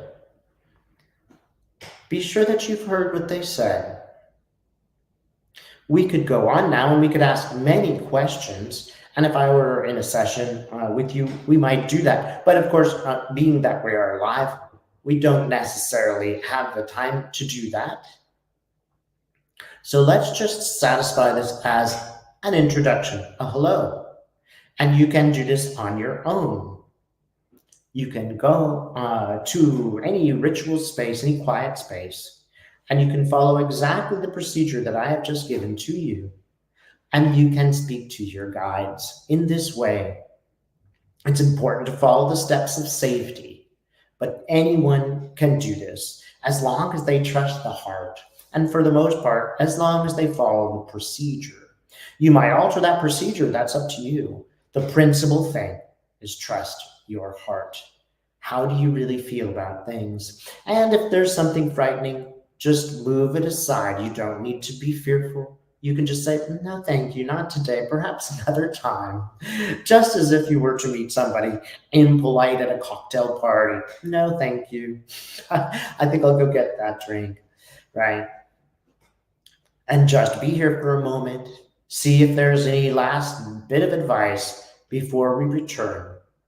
Again, remembering you can come back here.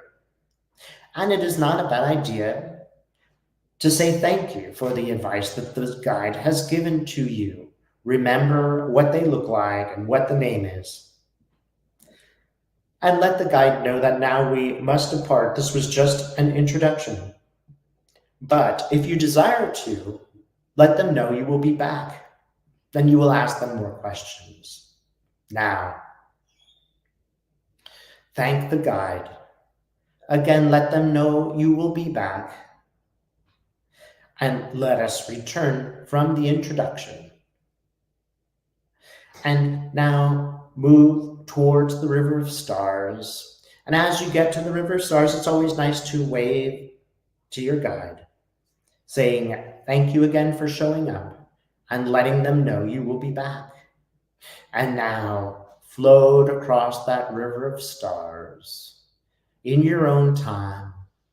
Float towards the doorway through which you came, floating nicely and calmly and sweetly until you get to the doorway. And once you get to the doorway, go ahead and go through that door. Once you've gone through your door, lift up the top pyramid, the one with all the loved ones in it. And as you lift up the pyramid, say thank you to everyone or every pet that has helped you along the way. And let them know you appreciate their help today. And you will speak to them again. And as you lift up the pyramid, just let them go about their business. They might have things they need to do on the other side. And don't forget the advice that Spirit has given to you, right? And don't forget that you can do this process. If you need to, you just watch this video again and start from the beginning and just follow the procedures. As long as you are safe, that as long as you listen to your heart, you cannot go wrong here. There's certain things that I have done to make it a bit more safe, but mostly that's to make you feel safe and to make you in control of what you are doing. Anyone can do this work. But it is very important you listen to your heart. And if possible, it may not be that today is the day you go all the way. You might think about this for a week and try it again next week or something like that. Just stick with your heart. You cannot go wrong. Be true to the self and listen. If something is not pleasant or you just don't like it or you feel okay about it, it is okay just to say no thank you and move on. You don't have to dwell in that space.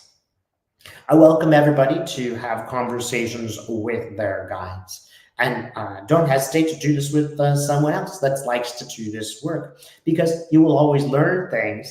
The other thing is, once you get sometimes to your guide, you forget all of the questions you were thinking of asking. So it's not a bad idea to write them down.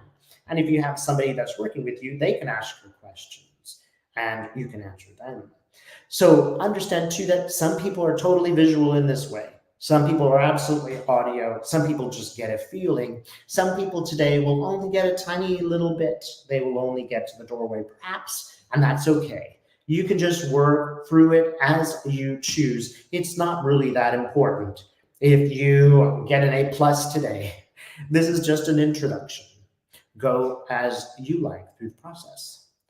All right, so how'd you guys go? That was great. Thank you. Where did you go though? Hold on. Here we go. Now we're all back. Thank you so much, David. Where did you learn how to do this type of meditation? Oh, well, you know what? That's what's really funny about it. I came back from sort of a difficult vacation, a difficult trip. I went back to the United States. It was quite a trauma for me. At that particular time, it was quite a difficult time to visit. And when I came back, I was like, oh, God, that was just terrible. Why did I spend all my money there? And I was just working with a client, just as I normally work, doing the basic psychic stuff. And I just got this message, take them here, do this pyramid, do that. And really on the spot, I sort of just downloaded the whole process. And I was amazed myself. I'd never done anything like that before, but it just spontaneously happened. And then I had my client and they were channeling. They saw their guide and they were talking with their guide and they got all this information, and I snuck in a few questions of my own, and they were accurate. So you'll be surprised. There's so many people who have never done anything like this before, and they're really quite good at it, and they will sort of have an awakening moment when they realize doing this. There are little things that I didn't really get entirely the first time, but I'd say 95% of what I just did happened in exactly the way that I described. The red and black pyramid thing that happened, I learned more about that last week.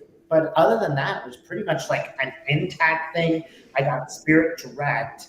And one thing I found really curious was I was reading Dolores Cannon, and she just does all this work with pyramids. I had never read her before. Other people, I found that do all this work with pyramids. It really came to me spontaneoususly. Oh, and I'll tell you, for about 6 months beforehand, I would wake up at 3 o'clock in the morning and see a pyramid. Oh, Please, I got the message, let me sleep. But no, the next morning I would see the pyramid and see the pyramid and see the pyramid. Until one day I had this client. awesome. And how long have you been doing this? I think that happened, I started maybe 2-3 years ago. Yeah. Wow. Now, did you get there, Marcy?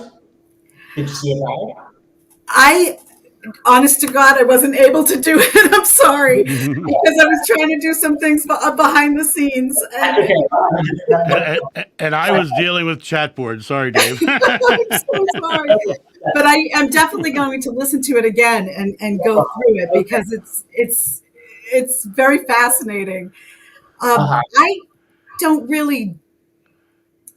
I do what John does. I just kind of like sit in the love and let everything kind of come through for me. But I'm always interested in trying different ways, and that was absolutely fascinating. So I'm looking forward to trying it. Good. I'm just reading your comments and just noticing. I just wanted to see if you guys had any particular problems, because I generally hasn't done this with a group of people, but a couple of people said, one person said, "Oh, I fall asleep." Okay, maybe you needed some sleep. Okay. And the Dalai Lama said the best meditation is sleep. Yes. Yeah. Somebody said, for example, they had a difficult birth, so they kind of got stuck there. That's totally normal. You just process this and just do it again, and then you'll get a step further. Mm-hmm. The most important thing is, when I started doing this work with people, there was the first time they would often get to the pyramid, and instead of they would get to the sort of river of stars, get the other side, and they would see a knight, and the knight would just be there, and I'd say, go ahead and ask the name. Dave, no name. Okay. Can they show you anything from the light? Nothing from the light. And then we would actually get to a guide. They'd be like, okay, move on. And I'd say, who was the knight? And they would say, the client talking through their guide would say, oh, that was fear. That was my fears. Oh, And let's think about it. I mean, do we definitely want entities jumping around our bodies all the time? Not really. You know, I don't Right. it took me a long time to want to do that. I didn't even be psychic. So it is normal that you will protect yourself. It is normal that you will want something there to make sure a process, and that's all that I have shown you. Just a process so that you know you are in control. And it really is just a hard thing. As maybe John can confirm, women are usually better at this because they know Yeah. super good. You know, years ago, I used to do a motivational speech empowering people, and one of the things I would do is I'd bring a person on stage, and in under 5 minutes, I would teach them to crack a whip and take targets out of my hand. Take targets out. Take a target out. I would hold the target, and they would learn to crack the whip and hit the target out of my hand. Wow. Yeah, and it was all about what they believed in their present moment, releasing their fear, and just beautifully taking an action without fear, right? And whenever I learned very early on, always choose a woman. Because a man will get on stage and the testosterone will kick in and they'll become dangerous really quickly. And a woman will go up there and she'll go, yeah, okay, got this. Kapow! And they'll hit the target out of my hand every time. Well, it's just for me as a man, I was very difficult to know my feelings. Right. So when I meet somebody, I'm like, oh, just work with, get over it, just move on. And it's like, no, Dave, no, it's not pleasant. Why work with a guy that's not pleasant? You know, and so there's lots of guides out there, lots of information out there. Would love to chat with you. Question is, do you want to talk to them? Right. And it's okay to be very decisive and to say, this is not an energy that I'm feeling good about right now. You don't need to say that energy is bad or anything else. Just say, well, I'm not really into that right now. I'd like to talk to a higher source or a brighter source or one that makes me feel better today.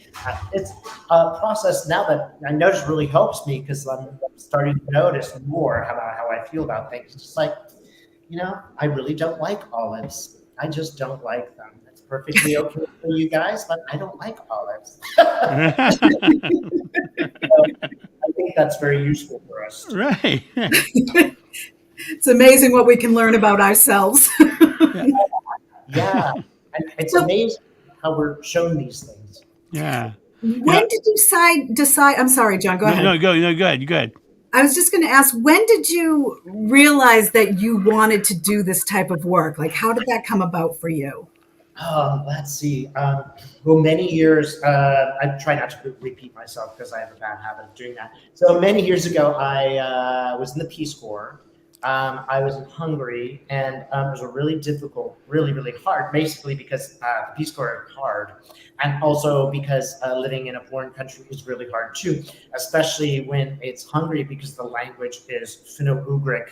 You might as well be learning Cantonese. It's so hard. And I had no school books, and I had no internet, and I had not much practice learning to teach. I would literally have no school books. So everything would come, and I had a pad just like this, and I would write every single lesson plan by hand. Sometimes I would show up and my lesson plan would be over in 5 minutes and I'd have to improvise for 55, so it was a very difficult time, although interesting and intriguing. I couldn't sleep a wink.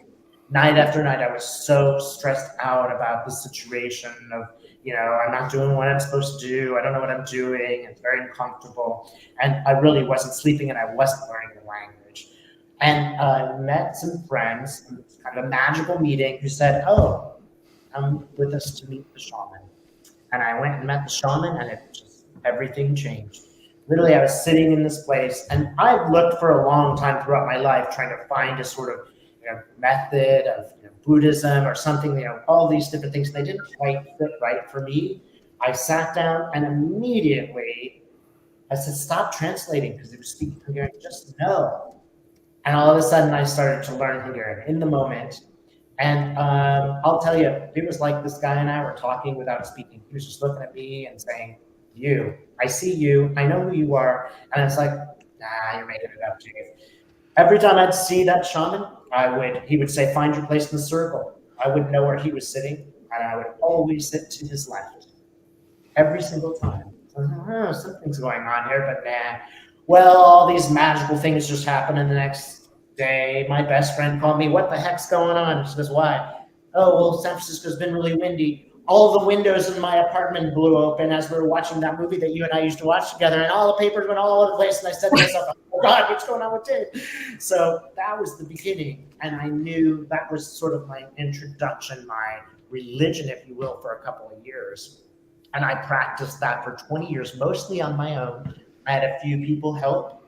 If you're interested in this work, read Michael Harner. He has The Way of the Shaman, but there's other great writers. And it's something, again, where I could practice on my own. You don't need a leader per se. You could just observe and then try it. And that's how I did it. And I did it for 25 years, but I couldn't really make it a job. I couldn't really get paid enough to live in San Francisco by being a shaman. I tried, and I mostly did it volunteer-wise, but I just couldn't figure it out. Through the power of positive thinking and manifestation, I wound up getting myself to the place where I could move to Australia, and that's what I did. But I said, I'm going to find a way to make a living through this kind of mystical, magical work. I'm going to find a way. And after a year, I think maybe a year, no, actually, it was only 9 months, Trump got elected. And I quit my job, kind of quit, kind of got fired. And what am I going to do? What am I going to do? And I went up on YouTube. And I was like, I know there's something here. And I wound up watching, Linda G and Lena and Kristen and Rosie and a few others.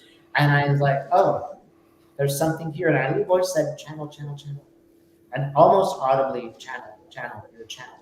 And a bunch of things had sort of led me up to doing that. Find books at the right time. People would walk up to the street and say something like that. And so I just did my first video. I just said, well, I'm just going to predict these political events without interpreting anything else. I'm just going to see if I can do it and maybe make a complete fool of myself. And, well, no, we all that's that. I'd give it a try. And did maybe one or two when I got a hold of Lena Rodriguez, and I said, look, I just want to read for you, just let me read for you. And she usually doesn't do this, but I was like, the 25th person that had asked her, and she's like, okay, I'm going to try. And I gave a reading, I think over the phone, and I asked a few questions, and she said, just like Lena, I think you got it, kid. That sounds like Lena. Next week, she had me on her show, and that was that. So there was a lot of buildup, but the minute I got there, it was like, boom, new job.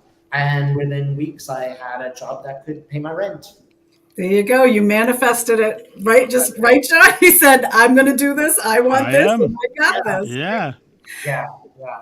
Beautiful. I kept hearing channel too. I kept hearing that I was supposed to start a channel, and that's why Spirit made me do it, because I really did not want to.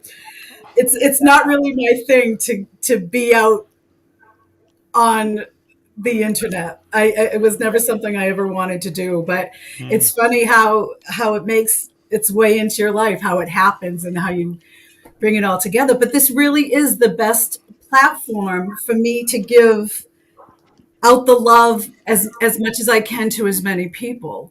Yeah. And that love leads to peace and harmony and all of the beautiful things. So that's why I wanted to start doing love work. I mean, how do you make money doing love work, right? Yeah, that's a good question.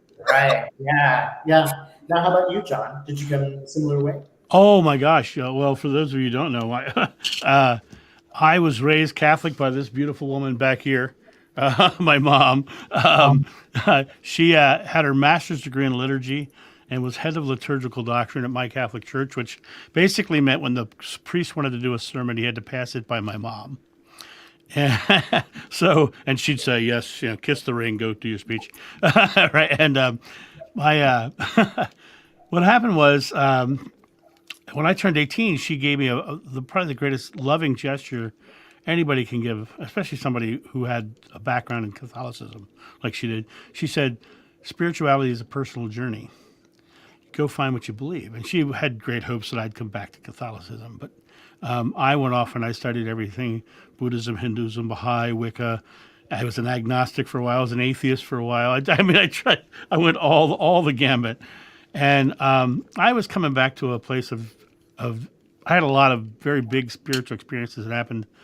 I had a spontaneous Kundalini rising in a tent when I was trying to warm my body up because I was cold.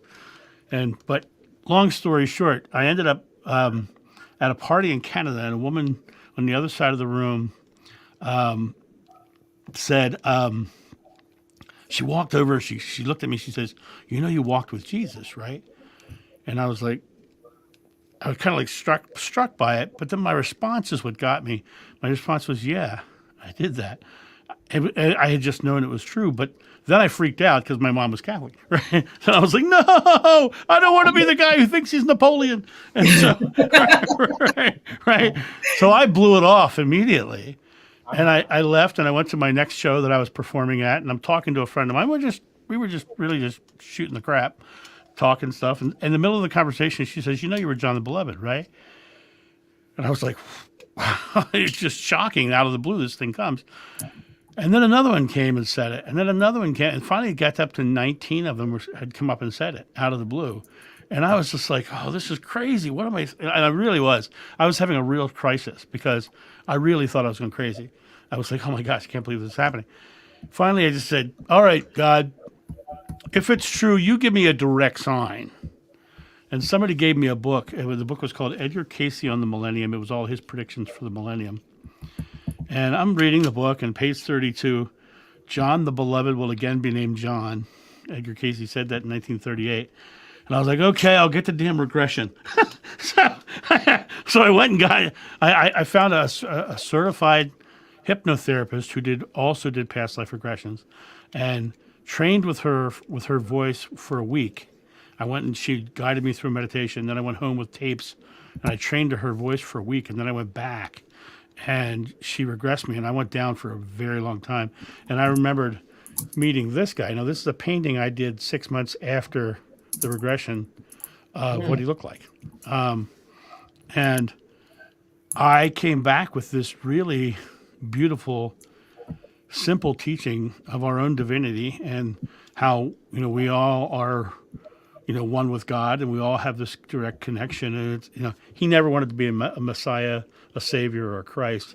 He found his divinity, and he was showing us ours. And so my whole path has been to share that simple teachings. But I find that a lot of people get really stuck on the past life reincarnation story, and they don't actually hear the actual lesson. And so the reason I ended up doing a show with whips in a speech was because I left the spiritual communities and I went into the corporate world, teaching the exact same lessons but without the backstory. And I did that for 10 years. And it was great because what would happen was I'd speak, and then at the end of the speech, people would line up to say hi or whatever. And then as I'm saying hi to everybody, there's another group of people who are waiting just slightly off to the side. And this group would leave, and the next group would come up and they'd say, "We know what you're talking about." And then they'd start talking about spirituality. So it was like they knew they couldn't talk about it in the corporate environment. And then our next guest that's coming on fairly soon now, I think, Kim Cary. I started a little podcast called Spirit Cafe Podcast with my friend Tamara Zoner. And we invited Kim Cary on for an interview from Intuitiview. And Kim comes on, and I literally had not spoken about the past life stuff for a decade. And I didn't want to, right? And so Kim comes on, and we're interviewing. And something in the middle of the interview, I kind of blurted out, I kind of had a past life memory thing. I kind of blew it off. And we get off the call, and Kim says, "Tell me about this reincarnation thing." And Spirit just said, "Tell her everything." And I told, blah, it was like spiritual vomit, man, coming out my mouth. I was like, blah, blah, blah, blah, blah, right? She says, "Oh, wow, that's amazing, John. That's amazing." 3 days later, she calls me up. She says, I want to interview you on my channel about reincarnation. I said, what? She said, you don't have to share who you were, but I want to talk to you about reincarnation. I said, okay. So I asked God, the source, I said, is this time to come back out? And I was emphatically told it was time to come back out. But what I'll tell the biggest validation for that for me was this. I did the interview with Kim. I started my YouTube channel 2 years ago. I now have over 1,200 videos on that channel just because I'm passionate about doing it. But the day before that interview with Kim, I had three subscribers. The day after, I had 300. But here was the biggest validation for me. I had gotten rid of my domain name and my email address 10 years earlier because I had John of New at 99, 2000 through that time period. I had that domain name and that email address. I got rid of it all for 10 years. The day after that interview, I get an email that is a reply to an email I wrote 11 years earlier. Right? And the lady says, I was told to find you. I went to a psychic in Hawaii, and the lady said, you need to find John. He remembers being John the Beloved. He's a big, bald guy with glasses. Right? Now, I hadn't even come out yet, right? And it turned out that we had a connection. We had a really strong connection, and I did have information for her. But it was like the idea that domain and that email address that I had gotten rid of 10 years ago, she could hit reply to an old 10-year-old email and get me was shocking to me, and a huge sign. That's crazy. Now we have Crystals here who has a question, and I'm curious to see what you guys think. But personally, I have two things to say about this. I personally believe, yes, we do pick our parents before we come down. Mm-hmm. But it doesn't matter what I believe or really what John or David believes. Right. It's what you believe. It's your truth. What is your truth, Crystal? But go ahead. Converse. Well, for me, I think we choose our potential lives, which would, of course, would be choosing our parents in that regard. But I think we have free will with the life that we choose. Mm-hmm. Yeah. That's pretty much what I do. Now, I want to caution everybody. Here's the difficulty of that, of course, is some people. This is maybe a good metaphor. There's two monks walking by a river, and they realize that somebody's drowning in the river. And one monk says, "I can't swim. You should go save them." And that monk that knows how to swim says, "Well, maybe it's their karma to drown." And the first monk says to them, "Maybe it's your karma to go save them." Right. When we say it's you've chosen this, it doesn't mean that you're responsible for all the mean things that happen. It's not a punishment. If we are to say that if you do agree that you've chosen your parents, they might not have been the best parents. They might have been flawed, or they might have been just pretty good. They were there to teach you something. Right. And that might be hard because you're like, but that was mean of them. They shouldn't have done that. They should have bought me Barbie. They should have bought me Nintendo. It's not fair. Or you might have much bigger questions. Right. And I don't need to mock anybody that had bad relationships. What did they teach you? It doesn't mean everything people do is okay. What's our karma that we're in the times that we are with the political questions ahead of us? It doesn't mean that's just, hey, that's our karma, we must suffer. It means, now how do we respond? How do we respond to the unkindnesses or the lack of love wave that we see? But I do believe so. And I'll tell you, my mom and I have done this rodeo before. I have had past lifetimes. And most people, when they go to a past lifetime, their family members will show up. Sometimes the family member is your worst enemy. I had a past life regression myself, and day beforehand, I saw somebody who night before I just wound up thinking about something I hadn't thought of in 30 years. And sure enough, they showed up in my past life regression. And while in this lifetime, they had been a really good friend, in that lifetime, they were my total enemy. Right. Right.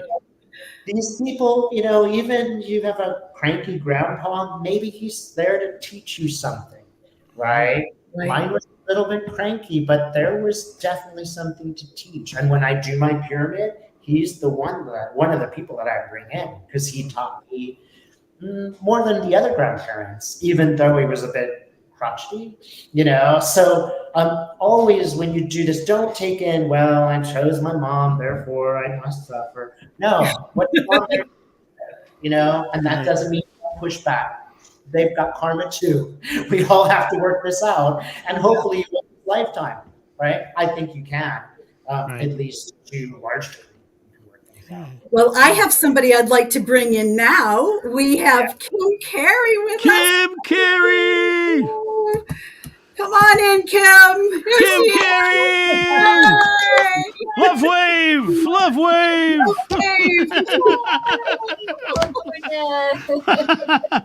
Kim, thank you so much for being here. I appreciate it so much.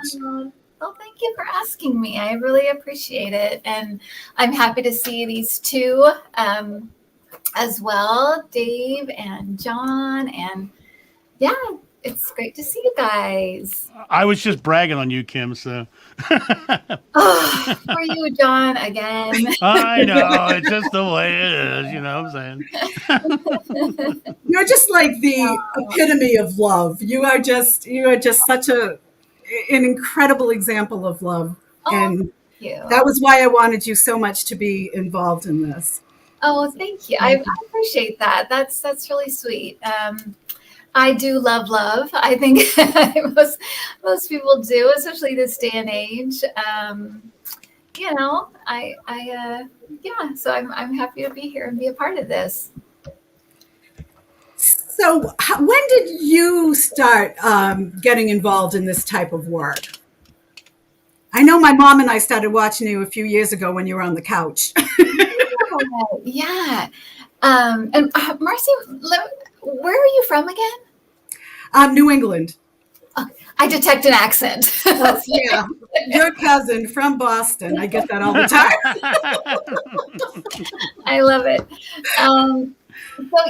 So I am I was raised Mormon in the Mormon church. And so I always had a very, I always felt a real connection with God, with Jesus. I've always kind of felt connected that way. I prayed a lot. So I was raised with quote unquote religion. In 2008, there seemed to be a big shift as far as I was concerned in the church, kind of getting involved in the whole question of gay marriage and some different things that just didn't sit really well with me. And I kind of was 1 foot in, 1 foot out at that point in the church. And it just kind of, I decided to leave the church. And that's when everything opened up. I think organized religion has a place for sure, because I think it can be a good little stepping stone or a good starting place. It's a good introduction, I think, to the divine. But it is very limited, and I don't mean to hurt. I think if you're in a religion, that's great. It's good for you. But it is kind of, there are four corners to it, and it kind of keeps you in a box. And once I was able to, when I left the church, it was kind of the first time I was able to kind of think, what do I think? What do I think happens? What do I think? It wasn't told to me or given to me. I could choose for myself. And I kind of surprised myself with the answers that I thought. All of a sudden I thought, you know what? Reincarnation makes sense to me. And that's not a church thing. That's not a Mormon church thing. But the more I understood it, the more I understood why reincarnation happens. It resonated with me. And I think that that's part of it, is that when we say resonated, it's literally resonating with you. It's the vibration and the vibration meeting, and it's comfortable for you. There's something in it that you kind of gravitate to. And I think when I was younger, the church resonated with me, and that's where I was. And as I moved out and kind of opened up, I would find other things that really resonated with me. And it changed everything. And then I had a big kind of a major event at a silent retreat where I really had kind of a breakthrough. And it was with I was looking at Dawn, it was with a Jesus. It was with a question that I asked Jesus, and I got an answer. Yeah, they're right behind you. I got an answer. That guy. And it took me 4 days of meditation and prayer. But I really felt like I need to hear from Jesus. That's who I need to hear from. And I did. The last day of the retreat, I did get that answer, and it kind of it changed something. And so it was kind of a breakthrough experience. I consider like a kind of a breakthrough experience. And it really opened up my psychic side and all of a sudden I could hear my guides really well. It was just kind of opened me up in a way that was really weird. And then not to say it's weird, but it was really weird. And then I started getting the messages about the country and I started getting this repeated vision of King Kong and this idea that, Trump would be gone. And this was all, we were supposed to see this. It was for our understanding. We were supposed to gain something from it. And all these things. And then starting the channel, probably like you guys, I got this, go get on and tell people because it will help them. It will help them understand what's going on. And we will give you little predictions along the way so they know the big prediction is true. And so that's exactly what I did. I just kind of listened and I said, my part of the deal was if I will keep doing this. If I get to like 100 subscribers, I will keep doing this. But otherwise, I'm out because I am totally uncomfortable with this. And since then, I really feel like this has been out of my hands. I really just kind of listen and go with the flow because I don't know where this is going. I didn't know last year or the year before that where it would go the next year. So I'm still in that. I think the biggest message for me through this whole thing is trust. Trust. Yes. And it definitely is a roller coaster because we're human beings. So we go through periods of feeling down or feeling disconnected, feeling more connected, and so, but that idea of trust and trusting the divine has been a steadier for me. Right. That's really where it begins and ends for me. And trust is developed by results over time. So I'm sure as you started getting information, your trust started to grow, and your intuitive nature got probably a little easier as you went along, right? It does, except that, it absolutely, that's absolutely true. And then you have the bad day as a reader, or you have a bad day, right? And so, and then you rebuild that, and then you have to sink in, because you do have those moments where you're like, what am I even doing? Why am I even doing this? Just to Amen, sister. Amen. real with people, because that is how you feel sometimes. We're human, we're human, and we're going to make mistakes. We're going to have a bad day and everything else. But that is where it always comes back to that. You just need to trust. Yeah. Just I remember watching your very early videos, and I was just always struck by how humble you were. You were like, well, if I'm wrong, or you're like, it was like, so you tell me, I don't know. And I was like, I like this person a lot because she's not all bloated in her head about, what she's doing. And she's making it a community more so than about herself. And I love that. I love that. Thank you. And I don't know how somebody, I know there are people that have, really big egos that get it, but I'm like, how can you? Because you're always put in your place. In a week later, you feel like I'm doing, it's all going great. And then a week later, you're like, oh, why am I doing this? It really is that kind of a roller coaster. I was telling Marcy just before we came on tonight, I was all up for this. And last night, me walking through my bedroom, I stepped over a hamper. I slipped, I fell, I sprained my ankle, I sprained my wrist, and I hurt my back, right? So all day long I've been popping ibuprofens, and I'm like, it's just like, I'm going to sit in that chair for 4 hours tonight? I don't know if I can, but sitting here with you guys, feeling the love from you. I haven't felt a pain since we started. Oh, that's so Oh, good. good. Yeah, I haven't felt a pain. I mean, even my wrist is like fine, but it was like coming here and laughing and joking. You know, Dave earlier were talking about being here and experiencing the bad people in your life and so on. In my regression, one of the most profound things to me was Joshua reached out and he touched my heart, and I left the physical experience. I went into the pure unconditional love of God, which is, I think, capable of all of us of achieving. But the regressionist then says, what's the next most important thing? And the next most important thing was feeling all my fears and my anxieties and all that stresses. Because if you never experienced those fears and anxieties, you could never come to know love fully. Right. And so you have to have that baseline to measure against. And I think it's so interesting now, all these years later. You know, my father was not a kind man. he was an alcoholic abuser, and I was the weird kid who was having out of body experiences, and he was a plumber. Didn't work out real well, right? And now all these years later, I'm so grateful for that experience because I learned so much about how not to love my son, right? And he hears I love him every day. He's never had a hand laid on him, and you know, it was one of the greatest lessons of my life. It also gave me an amazing lesson to say, my father was not a nice man, but he, inside of that fear and that anxiety that he was struggling against, there's a child in there who had fearful things done to him.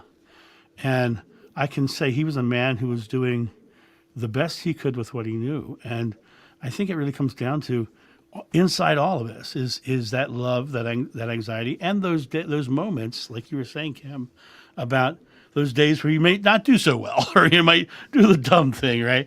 And it really comes down to understanding that everybody has the day where they're not up to par, where you fall and smack your back or whatever, you know.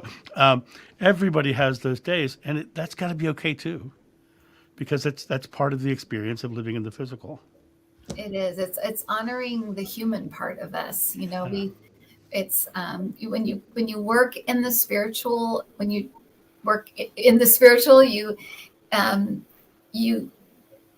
there can be times when you kind of get your head in the clouds, and I think, and you're constantly honoring that part of you, which is wonderful. But we have to honor our human experience too. Yeah. And so I think that's always just like you falling. It's not funny, I'm sure, John, but it is such a great example of how you are reminded you're human. You're having a human experience as a spirit. And this is how much it hurts. This is how much it can hurt. And I'm lying there on the floor and I'm groaning, and my son's going, what the heck do I do now? Right. So he was having his moment too, watching his dad writhe on the floor. It reminds me of a certain moment when I was watching Nina Rodriguez. And of course, you're doing it live. There's construction out the window. 2 seconds after you start, it's inevitable. And Lena just continues and she says, I can't control the outside world. And she just keeps doing her cards, just pretending it doesn't happen and making it look easy. And it's just like, that's kind of our job.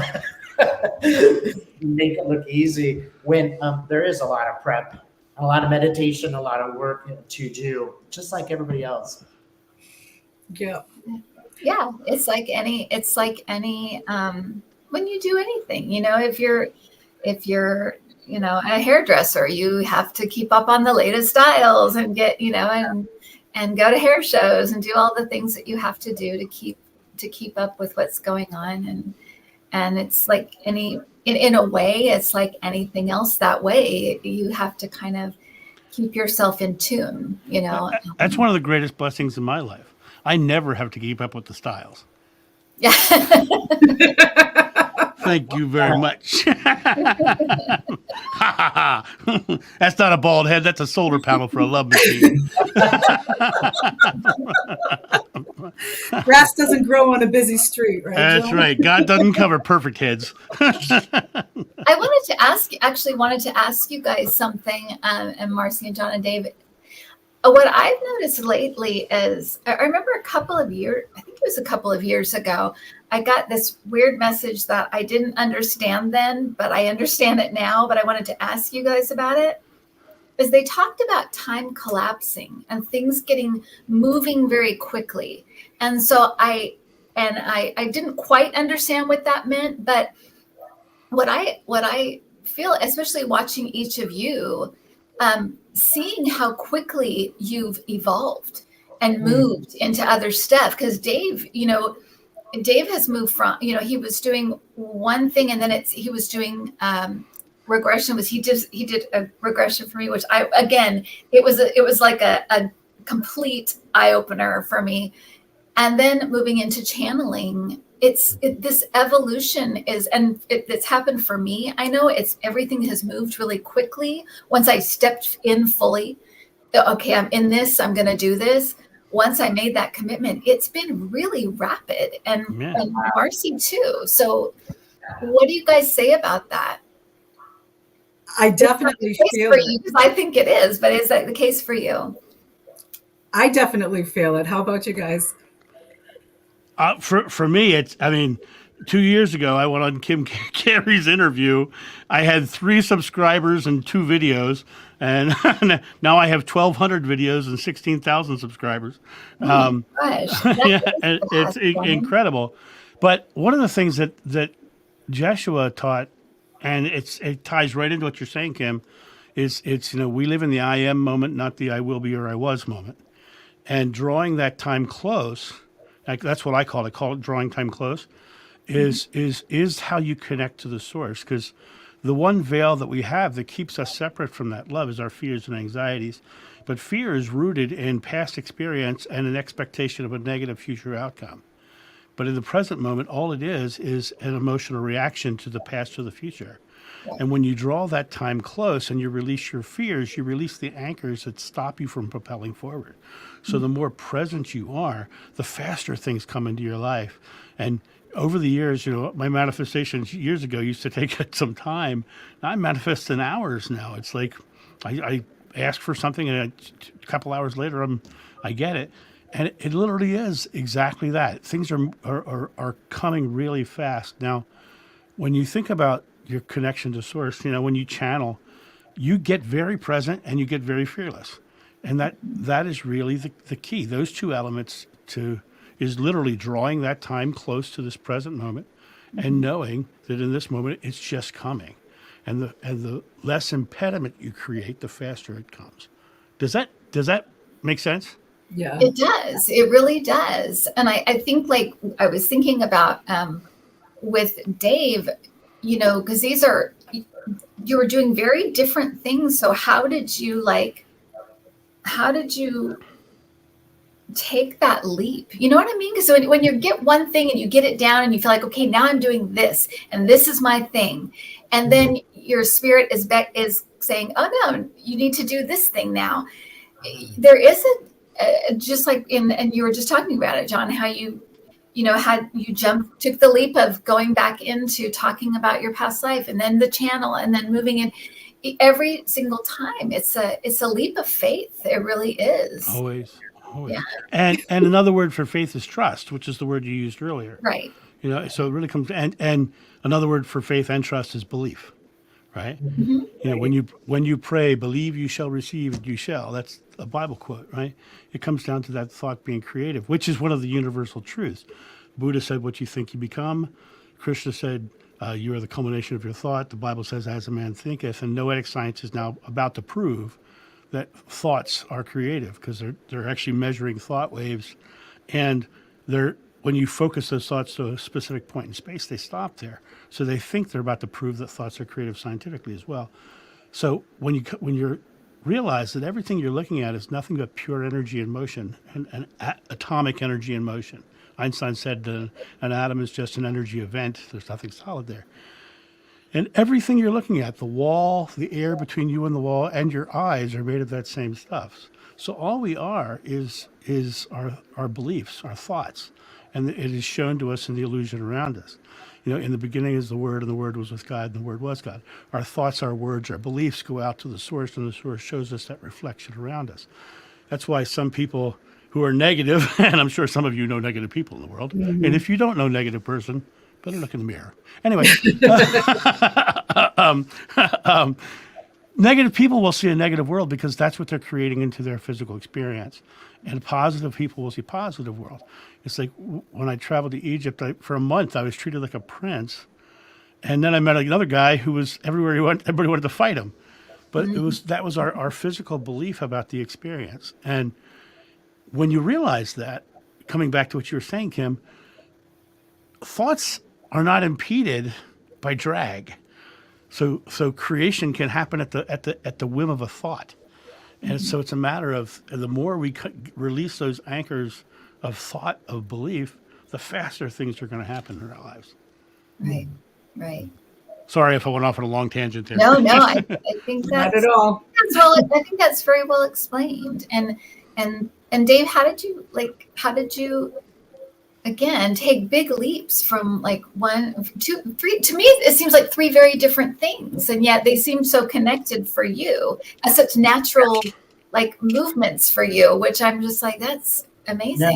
No, it's all like perception, because it wasn't that smooth. I think one thing that did happen is during the 20 years where I was just doing shamanism, also throughout my life, these bursts of mysticism would show up, and then I'd have to go to work, and it's just like these sort of bursts, and then a few years to work them in and stuff like that. I've always had these kind of bursts throughout my life. But once I started doing this work, it actually came on almost all the time, that I would be constantly getting messages. And I don't know if you guys have this happen. I have a client, they will totally reflect whatever issue is on my mind. So if my client is talking about an issue, it'll be like, okay, Spirit is actually, as I'm giving the advice to them, I'm really going, this is advice for me, Dave. You should listen, you should meditate or listen to your own advice. That happens a lot. Yeah. Yeah, happens a lot. And I would, once I would get to past life regression, in the regression, sometimes people would tell me, they would be doing their regression and they would say, Dave, this is a message for you. You have to go to that park and bring your crystals and meditate. And there's just, as you're mentioning, the sort of leap of faith once you get to the point where you're starting to kind of, there's always this difficult question. What is spirit and what's just my ego telling me this?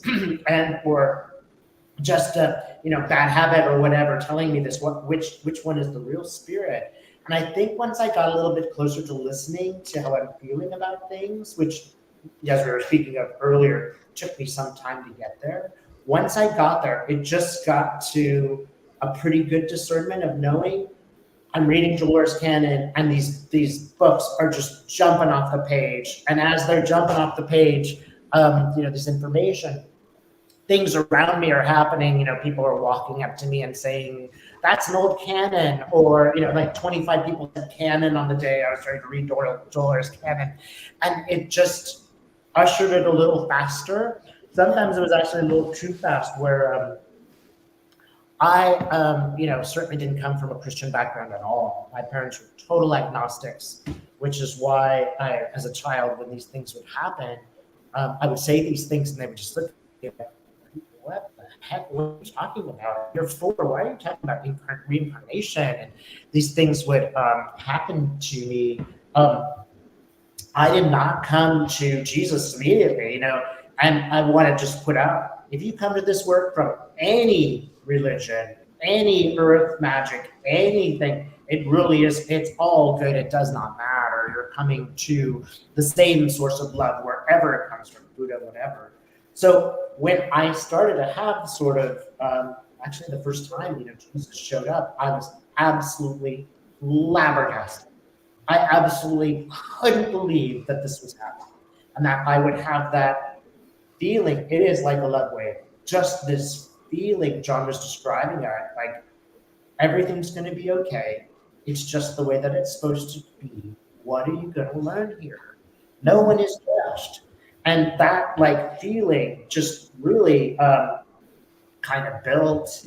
I read Dolores Cannon's book on They Walk with Jesus. Halfway through that book, my partner found me in a puddle on the floor crying after an hour. He literally could hear me. He was like, what is going on? Pick me up off the floor and carry me to a room. Calm down. It's okay. It's okay. He is, a bit more agnostic in his beliefs. So sometimes it really came as almost like overwhelmingly. I was like a baby in regard to it. Sometimes it really did happen. And there were certainly twists and turns and mistakes that I made. But it's kind of like once I made the decision, it just sort of flowed. This is what you're supposed to do next. This is what you're supposed to do next. And sometimes it was a little too fast even for me, but I was like, I'd be woken up at 3 o'clock in the morning. This is what you're supposed to do next. Do this. Work with Kim, work with John, work with Marcy. I would get these messages very clearly. But yeah, it does require some bravery, and just the bravery that all of us experienced the first day that we did our first YouTube video, and nobody likes to judge, right? We all had to have the courage to do that. And I would say to everybody out there, you all have courage. Any events in your life will show incredible courage. We all are encouraged to be incarnated on this planet at this time. Right. A big deal. It's a really big deal. Any issues that we're working with are really a big deal and important. So, yeah, I think I was kind of ready. And then once I got going, I was like, ooh, I'm ready to go. Yeah, I think that's been my biggest surprise, and probably you too, Marcy, because my biggest surprise was that I would be asked by Spirit to keep evolving, and so because I could never, when I first started, I could never imagine myself doing private appointments, teaching, mentoring, making cards. That was not, those things were, I never, ever, ever could have imagined. But with each person, they'd be like, writing me, do you do private readings? And I'm like, do I do private readings? I try.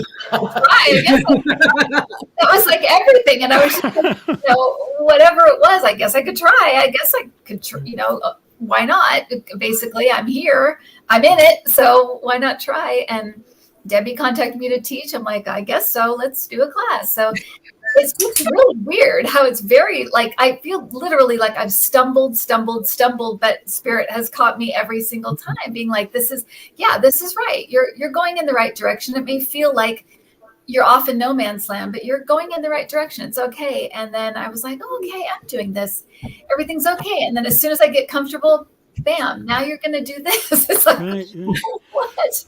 But now, and again, it is just a blind trust. It really is a blind faith and trust. And like, okay, you got me so far. I'll go with you. But yeah.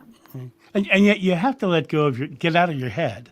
Because, I truly believe God, spirit, consciousness, yada, yada, whatever you call it. I call it God because of that lady. But, I believe that God speaks to us in feelings. And we have to respond in the same language. And when something comes along and it doesn't feel right for us, the way we respond back is say, no, but this is what I'm doing. This is the thing that does feel right for me. And we respond in the language of feeling. And I think that too many people get in their heads and and in their fears and anxieties. And what you're saying and the stories you've all just told is when you got that message, it felt right to you. Right. And the things that feel right in our life are the things that will always generate that love wave and spread that love across the world. You follow your truly authentic self. You're an expression of love, and that love is like a bright light on a hill. Everyone's lighting their candle from your light. And I say to people all the time, I say, most highly empathic people want to save the world. And right, the way we save the world is not by going all over the world and saving it. It's by making our part of the world so bright that the people around us choose to become bright by our example. And so the way you do that is, even with all your flaws and all your inequities, you just live into your authentic self and accept it as it comes and love what you do. And that I think that creates the natural love wave. I remember when I was about 14. I want to say 13 or 14. And I'm thinking about, you just said authentic self. Realizing that I was different at church than I was at home. And I was different with these friends, with my school friends, than I was with my church friends. And I was different with my parents than I was with my sisters. And I was different alone than I was with, this group or that group. And then I asked myself, but which one is the real me? Which one am I? And it was that question I think we all move into, because we do have these, because of being in the body and because of our ego, we have these public faces we put out. And there is that desire, I think, for everyone to find that authentic self. And it is a brave thing to just be who you are, because that's the norm. We usually do put on faces for everybody and try, especially if you're a people pleaser, especially if you're an empath. A lot of times you do it a lot, to get to survive, really. But I think that you bring up a good point, John, about authenticity and being authentic. And I think especially in this day and age, it's really becoming a necessity. It is. We all Absolutely. have to be who we truly are. And when I talked to Marcy before, it really is. I was so excited that she was starting that she had started her channel, and she had kind of gone with her heart, and she's doing it because it's all hands on deck right now. It really, really is. Every single light worker, whatever you do, whatever you wanted to do, whatever you think you can do, now is the time. Now is the time. We need every single person. To do what you think you're called to do as a light worker. If you're watching this, you're a light worker. So what is your work? I love that, Kim, because in being your authentic self, in the Bible it says, in my Father's house there are many mansions. There are many ways to love. There's many different facets. And it's, my mom said spirituality is a personal journey, right? Now, the way I do it is one way, and the way Dave does it is one way, and the way Kim does it is one way, but it's all the same thing. It all comes back to that core element of just love, right? And some people come in, and if it's not their way, they start to judge, and they get fearful. They start to say terrible things they're not open to hearing love from the many different forms, right? But you can find it in all of those ancient traditions, all of the new age traditions. You can find it everywhere, and it comes back to that base feeling of that truly authentic self. Because when you're not being authentic, you are holding air in your body to hold on, to have that air for this other person. You're not being your authentic self. Your authentic self is just like God found at the bottom of your breath. So you come back to that place of, I'm just being me and let the chips fall where they may. And there's an old quote, I cannot remember who said it, and it's not a Dr. Seuss quote, but I think Dr. Seuss actually said it later. It's like, those that mind don't matter, and those that matter don't mind. And it comes back to that idea that the ones who aren't in alignment or resonating with you, they're going to move on anyway. And the ones who do resonate with you are going to start coming into your life more and more. You talked about friends and being authentic. I have one friend of mine who I've had since I was 5 years old. He's been my best friend. And we have one rule. Neither one of us ever has to say we're sorry to the other. Ever. We're now both coming on 60 years old. We've never had a fight in 60 years. Because we just understand if something happens, it wasn't against love. It wasn't against our love for each other or our friendship. It was just what was going on in their life at the moment. Right. And if we could start to look at other people and say, what's going on in their life in this moment, and how can I be a representation of love? And sometimes that is just saying, you're forgiven already. I forgive. I give love first. I forgive. And I think that's how we are in spirit, right? Because we don't have this facade of separateness, right? So so nothing is, we know each other's thoughts. We know each other. You know, we communicate differently. We don't hide things from each other. It's very different. So that reminds me of how we actually are in spirit, John, with you, how you are with your friends, that there is this constant acceptance of all that we are. And you know, when I first had all my weird spiritual woo-woo experiences and past lives and regressions and all this stuff, he never once doubted me. He never once thought I was crazy. He was like, "You're saying it, so I believe it." And so that, you know, that's a rare thing to find in the world. But and the reason it's rare is because everyone is going through their own fears and their anxiety and their need to be right. And their need to be right. They have their religion, that their religion has to be right. So on. You know, Mother Teresa, they asked her one time what she does every day. And her response was really interesting. She said, every day I go out in the street and I look into the face of Jesus in all of his distressing masks. Oh, yeah. Right? He sees the oneness of God and Jeshua and Buddha and probably Krishna. She sees all of it in everybody she sees. And once we start to recognize that oneness of God in all of us, then the world changes, because then we just understand that person's loved too.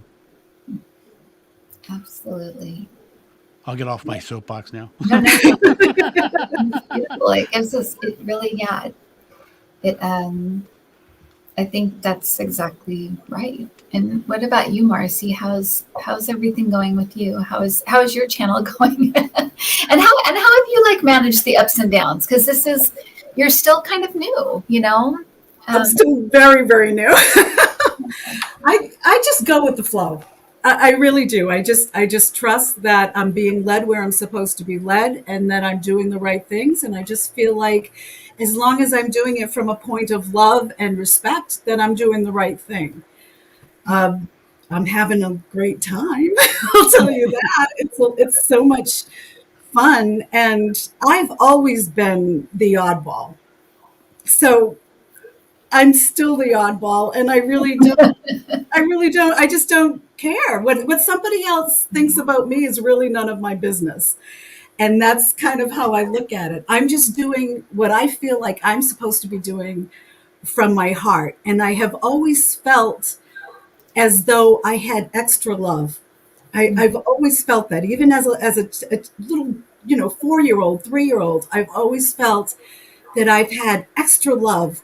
And I'm always supposed to be putting out that extra love. And that's just what I run on.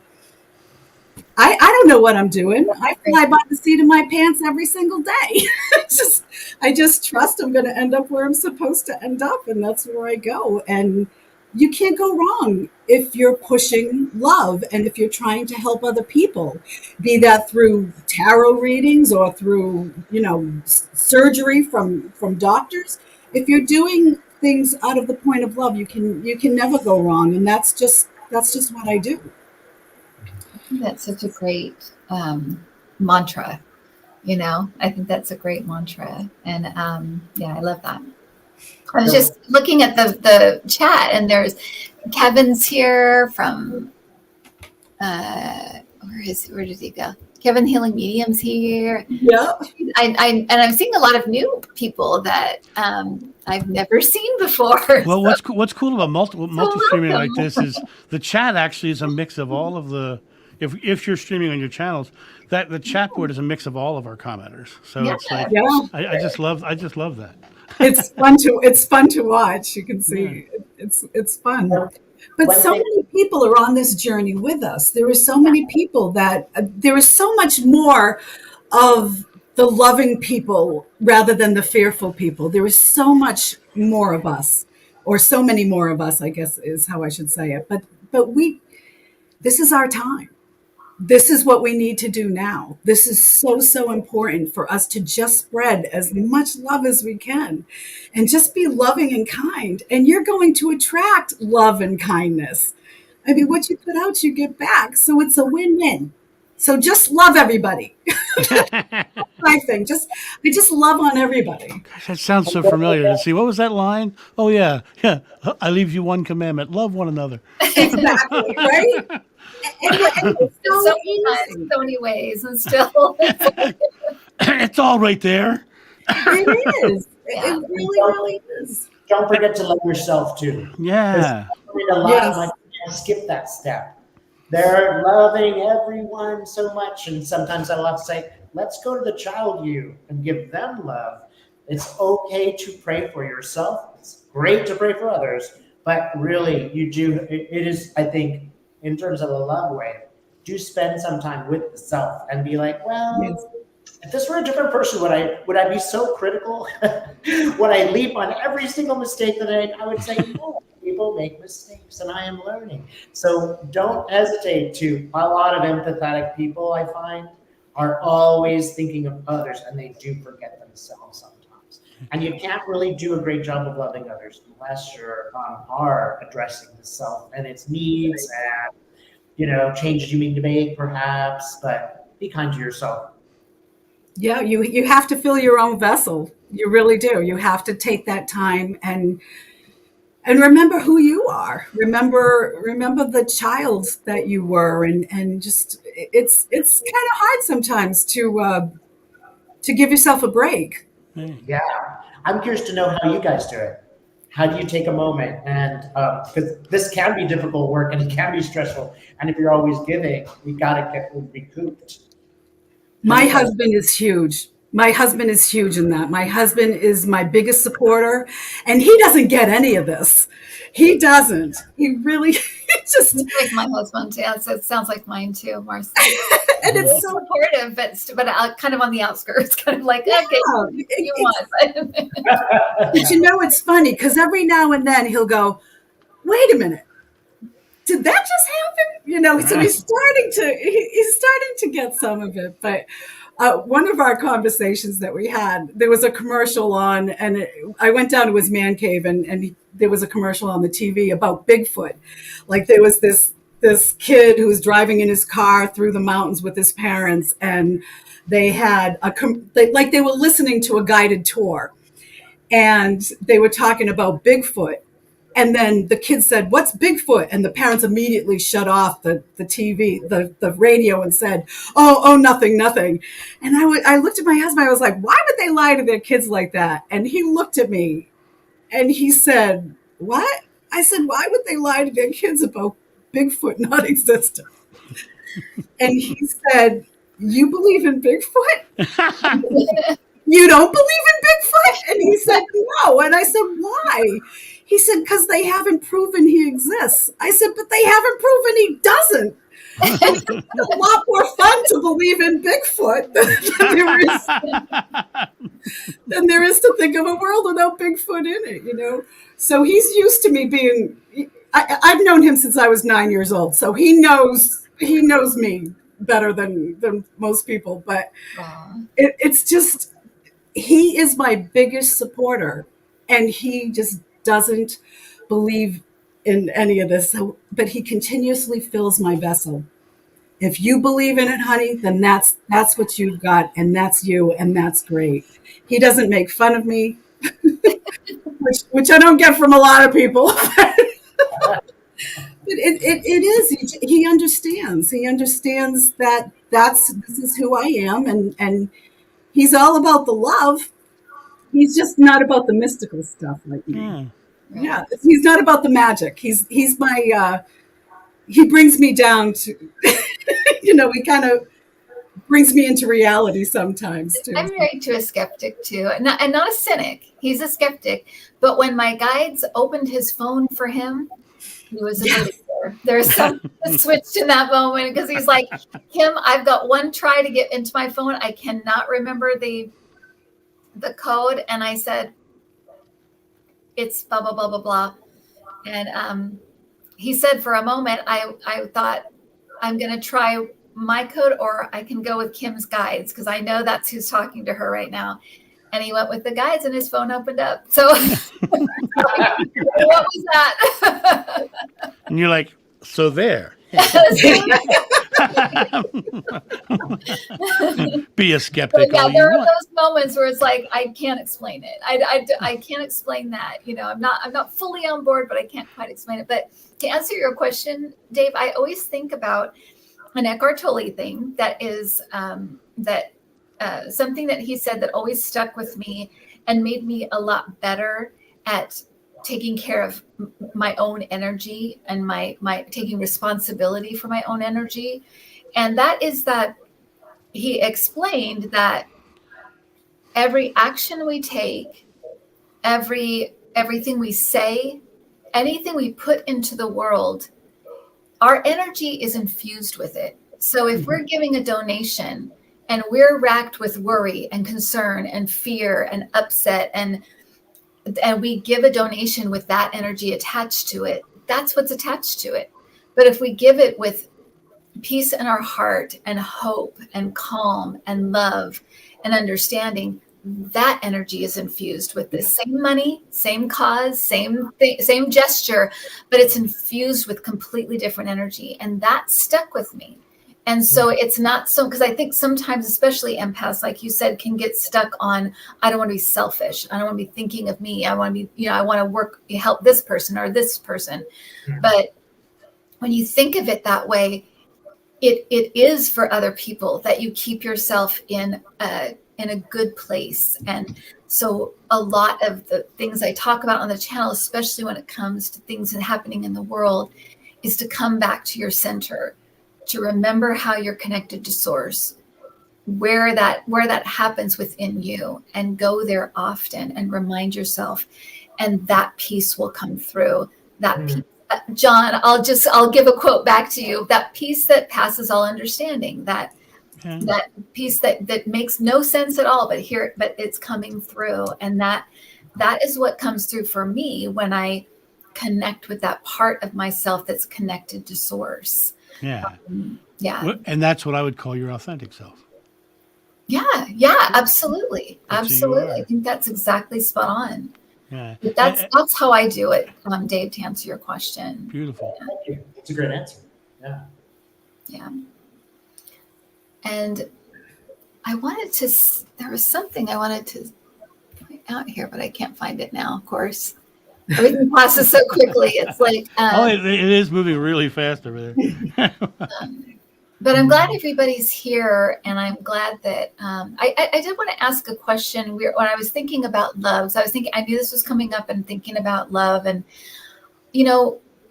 one of our purposes, I think, for all of us to be here is to meet situations with love, whatever the situation is. But there are little situations you can meet with love, and there are big ones. So how are the ways that you guys meet little situations with love? The guy who cuts you off in traffic, the mean store clerk, how do you meet those moments with love? How do you do that? What is it?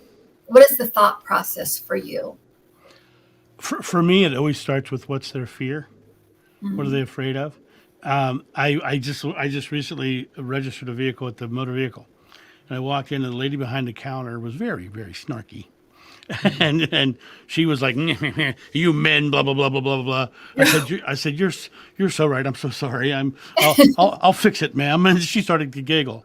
And the more I teased her about, oh yeah, no, and then I wrote something on the wrong line. It said, "Oh, my man brain." Right? I was like, what? She's had a bad experience with a man, and so to be the man who is enjoying it and laughing with her and giving her a moment to smile, I'm giving her an off ramp, and so it's like when the guy cuts me off, the first thing I think is, my gosh, it's how sad that he feels he has to rush like that.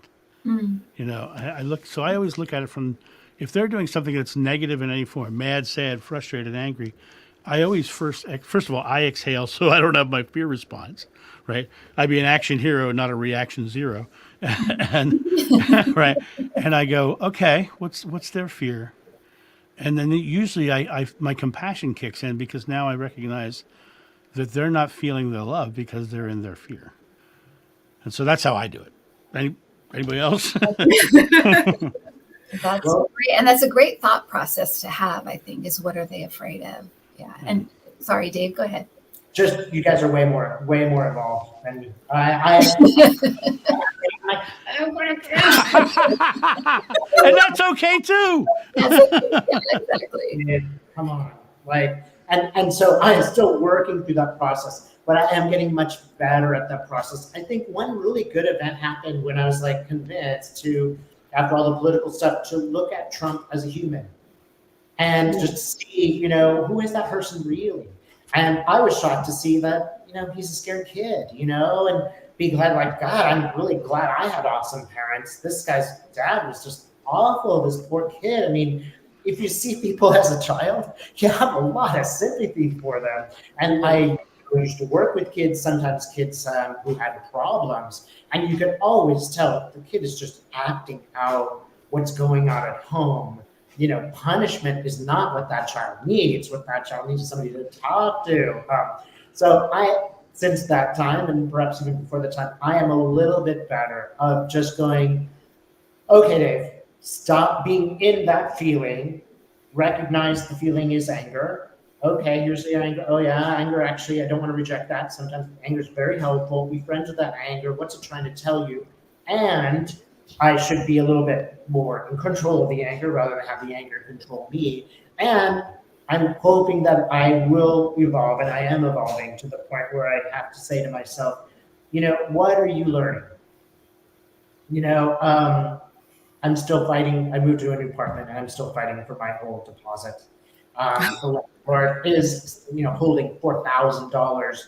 Totally crazy. Totally crazy. Sometimes just a secret. Sometimes Australians can bushwhack a little bit. Like they can be a bit tricky with money. Occasionally happens. And so of course I was raging. I was just sort of, how dare they? How dare they? And I've got a partner who's much calmer, and it's like, babe, we'll just go to the council. We'll just get it back. Why is this agitating? Why are you letting her control you? Right.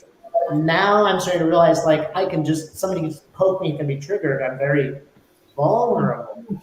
And instead I'm going to go, okay, what I need to learn here is just to hold this emotion. I have this feeling of righteous indignation. Where's that coming from? Oh yeah, I can see a bunch of things in my childhood showing me why I would be so righteous. So here's an opportunity for me to learn about myself instead of reacting in a particular way. And I do think that we do need sometimes, when people are behaving badly, to react, right? Not overreact, but react. I think, I forget which Buddhist said, you know, when you're praying, here's the action, perhaps the bad action, and here's you receiving that bad action and responding. Do you need to be like, I'll kill you? Or could you just, you know, I'm here with my mom and she's 83. Are you really going to cut in line in front of us? Right. Right. And you approach it a little bit more like a conversation, or let us accept that this is happening to you right now. Now, how do I meet it? And I'm going to also say, accept that you're going to blow it 10,000 times. You're going to make a mistake. A person wasn't really cutting. You'll be kind of embarrassed. So it's better to be nice about it because you might be wrong, but you will make mistakes and you will overreact. And that is part of the self-love, where you go, okay, you know, I did it this time. Next time I'll do this better and treat myself well. And yeah, I have this emotional reaction. That's normal and okay. How am I going to deal with that? How am I going to accept that? So in short, I'm still working on it. I'm trying to be as evolved as you guys. They maybe will. But it does, it's almost like you kind of need to stop yourself and go, oh. And I think part of it is recognizing feelings that you have and accepting that, you know, we all have the feelings of greediness and selfishness and anger. We all have those. And to some degree, those are helpful. If we were not a little bit greedy, we would maybe not get enough money to eat. So recognizing them and saying, oh, that's what that is. And then being in relationship to that and saying, well, okay, Mr. Anger, how do I act here? That's productive for all of us. Because I'm not just going to sit here and let this guy cut in front of me. I do feel like I have to do something. And how, right? That's just the question.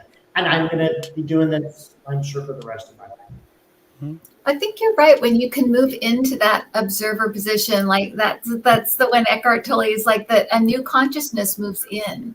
and you're not seated in that reactive, small me, ego place. You're kind of moved out of that, and you're able to kind of step back for a second and look at it from a different point of view. And I think you're right, Dave. I think that's when you kind of you have options at that point. You're not just reacting. And I love that. And what about you, Marcy? How do you handle the little? Quite honestly, I don't get a lot of people being angry with me, or I think because when I go to the grocery store, I'm like, and I don't get out of the house much. I'm very much a homebody. I'm doing my stuff at home. But when I go out, I'm happy to see people, and I go through the grocery store and I'm like, hi, just talking to everybody. It's hard.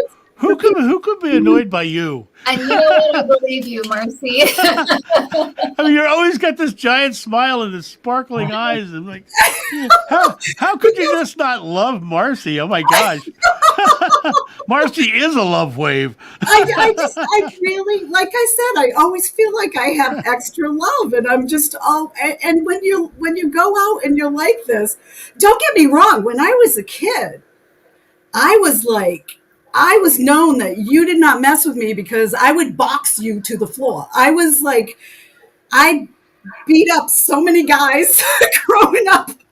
You would never believe it. I had more. Well, you're from Boston. That's part of a prerequisite, isn't it? But it was like, but it was usually, most often it was in defense of somebody else. I could not stand to see somebody else being picked on.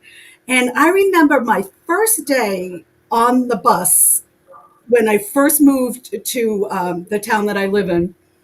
On the school bus, I was 9 years old, and I was sitting there, and there was a kid who started like trouble with me. And so I confronted him, and he was like a big guy. He was like one of those kids that was like 6 feet tall in the 5th grade. And he was giving me a hard time. So I just kind of like put him in his place. I was like, does it make you feel good to pick on a little girl? I kind of embarrassed him and put him in his place. So then he started picking on this other kid. So I got up and I went and I sat with that kid, and I turned around and I looked at him. I could never stand to see somebody else get picked on, but I used to get into a lot of fist fights when I was a kid, believe it or not. And I feel bad about that. A lot of that was what was happening inside of me that I was trying to figure out. But once I got past that, I'm just like, I just want everybody to be happy. I just want everybody to feel loved and cared for and significant, so that they can contribute to the world in a positive, loving way. And that's just what I do now. So people don't usually, it's kind of hard to yell at somebody who's like this all the time. You know what I mean? You just can't. That is for sure. And somebody, I don't know who it was in the chat. I don't know if you guys saw that. Somebody was asking if any of us had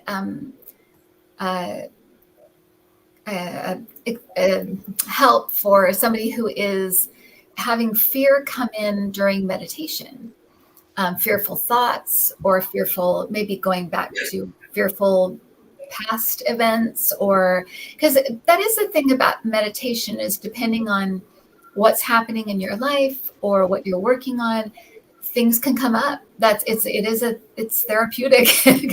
Things pop up, things you completely forgot about pop up here and there. So what do you say to somebody who is having fearful things pop up during meditation, or things that make them fearful? For me, I would say go back to the breath again, because all fear comes with storing air in the lungs. And so if you're having a fearful thought, you've broken out of the loving place and into the fearful place, which means you're holding air in. So release the fear with the full exhale, and come back to that base place where you don't have to have a reserve to run fast. You go back to that space and say, I'm, in your mind, just joyfully release it. I'm releasing that. And thank you for bringing that up. I'm releasing that. It's like, in meditation, 90% of the world doesn't think they can meditate, but they they say, I'm quieting my mind, and then that fearful thought pops in. Mm-hmm. And then they go, ooh, and then I'm quieting my mind, and they go back, and another one comes in. And after the third or fourth time, they don't think they can. But the true secret of meditation is that it's a learned process. It's a habit, and you've got to continually do that exact same process, because the people who are really good at it have gone through that exact same process. They just kept doing it until the quiet times in between lasted longer. Because Right. yeah, and so you come back to that space of, I'm just going to continually to create the habit of by actively pushing it aside and releasing the fear state. It's the same thing with subconscious beliefs. It's the exact same process. Subconscious belief comes in and says want, need, hope, try, wish, can't. You go, no, I'm not doing that. Going back to being beautiful and loving and caring and having this experience. And so you have to train that habitual mind, both in meditation and in life, to not have those fearful thoughts. And I think too, don't fight with yourself. If you're having, I like to do something different all the time, and I do a lot of meditating, kind of like monks do. I clean. That's how I meditate. As I do that, that repetitive action that really helps me get into a meditative space. I get a lot of messages that way. So if you're having a real, a difficult session, break it up. Go and, move more into a mindfulness practice where you go out and walk and you look at the sky and you smell the air and you listen to the birds and, move. Don't feel like you have to just sit there and fight through it when you're not having a great, at least for me, some days I can really meditate deeply and I can do that. And other days I'm more on the surface. I just feel like I'm more human today and I just can't do it. So I'll do what I can. And that's usually I'll move into that meditative space in other ways. But there's lots of ways to meditate. It's not just one way. I like the fact that you honor the way you are being in the moment. In this moment, I'm not going to go as deep today. So I love the fact that you're very present about that. And because I think that's the key to it all. Like I said, is be as present as you can be. Speaking of being present, we have have Celtic Tarot Sheila here. Celtic Tarot Sheila. Let me add her on. There she is. Woo, wave, love wave, love wave, love wave. That's Marcy's thought idea. She did the love wave thing. I love it.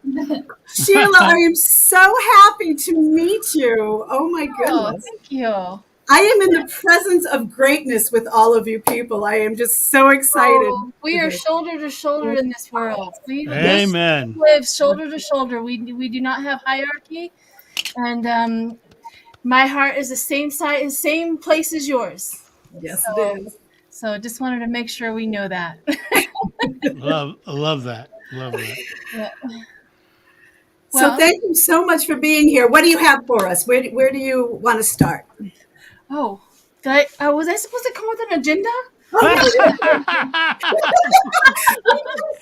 We could just talk about things.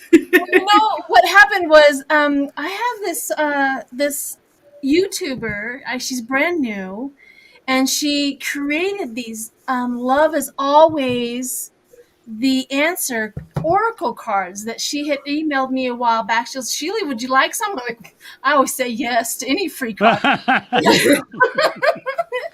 And so she emailed it, and I just wanted to unbox them. I mean, literally, I thought love is always the way. I'm like, what a perfect spot. You can go to her YouTube channel, which is Love is Always the Way. And you can ask her to get some. She has them advertised on that. So, a shameless plug for her. But I thought I'd open one up and see what she has. What do you guys think? Oh, I'm all about it. All right. Great. And I wanted to answer, I've been listening for a little while. I wanted to answer Kim's, some of her questions that she had. I thought were excellent questions too. After going, yeah. All right, hang on a minute. So they're beautiful. They're absolutely beautiful. Oh. Love is always the way. And they're really thick. I like thick cards. because they last for a little bit longer. And they have You Are Love. So this is a really good starting. So You Are Love, the producing. A lot of people walk into this world or birthed into this world thinking that they have to go get love. And one of the things that we learn as we get older, unfortunately, as when we get older, is that I am love. Therefore, I will attract the same energy as love versus going out and trying to go get it with an empty vessel inside of me. It never works and never has worked. So there's that. This one here, it says uplift with love. And somebody else was talking about that, uplifting with love. I remember somebody, I think it was Carolyn Mace, that she came out, this is dating me, right? This is for a long, long time ago. Carolyn Mace, she came out with a book. I usually use audios, an audio CD, and she talked about self-esteem, right? And she talked about the self-esteem because you cannot go get your self-esteem off the rack anywhere, right? And self-esteem, and then of course she always circles it around. Self-esteem is starting to accept and be okay with who you are. Now somebody would say, love yourself, and I would go, whatever, people, good job for saying that to me, because I never could figure it out. What do you mean love myself? I was like, I'm selfish. I get that. What do you want me to be? It was so convoluted and so confusing when it says love yourself, and it's not as simple as just doing that. There's a lot of process in it, a lot of purging and getting through and accepting, and there's just a lot to it. I'm not done, of course, with loving myself or trying to love myself. But it reminds me, as uplift with love, she said, if you ever walk across somebody who is sad, give them a gift of love, or give them a gift of self-esteem, and tell them how beautiful they are, or that you like their outfit. I remember that tool a long, long time ago, like a cashier. You could see that she's muddled. The cashier, she's sad, she's pissed off, she has one more Christmas person that's going to walk through her line and complain about this, complain about that. And I would walk up and I said, you do this really well. And you could just see just the immense amount of change. That little bit has now lifted her up and out of her crap that she had been dealing with all day. Or if I needed to go further, I was like, I've been watching you. You're really fast. You do this well. Or I would compliment her on anything and everything that I could see. Those are the type of things that being an empath and being aware and just being a woke person walking through life. If you're noticing somebody who is sad, give them a gift of love or a self-esteem. And right when you know that they need it because you're seeing it. So that was another thing, uplift with love. Long story short, right? Sorry. Universal love. I can go on and on and on, but she really has some nice cards. I'm pretty sure with an oracle. It says transform with love. So love is the key. As soon as we figure out what love is, we should be using it all the time. Yep. Okay. Love is the answer, right? Who was that? England Dan and John Ford Coley. Who did Love is the Answer? I don't remember now. Is it a song? I'm dating myself. But anyways, I just wanted, her name of the maker of these cards. I knew it was around here somewhere. Oh, there it is. Shannon. Oh, goodness, Sheila. Okay. Shannon Pater, Pedder. Petter. I'm sorry. I'm so horrible with names. You would not believe. Shannon. Anyways, you can buy them from her. I think they're wonderful. There's a shameless plug for her, and I thought they showed up at the absolute perfect time. I think so too, and I'm certainly going to look right into those because that's right up my alley. Yeah, she has a book you can read. You can do lots of tarot readings if you have clients that would like to have a love reading. I think this would be perfect. Nice. And thank you, Kara, for the donation or this, I don't know if they're called super stickers or whatever. Thank you. Oh, and I wanted to answer I wrote that one of the questions down that she says, how do I meet the mean people? Right? How do I meet the mean people? I usually how do you meet them with love? How do you turn it around? Even in your own mind, how do you deal with it? Yeah. How do I deal with it? Well, I'm usually shocked. I don't know why. I've been in this world for, over 55 years, and I will come across somebody who is mean, and I'm still has that little girl in there shocked, like, I can't believe how mean you are. You know what I mean? I show up with that first, like, why are you doing that?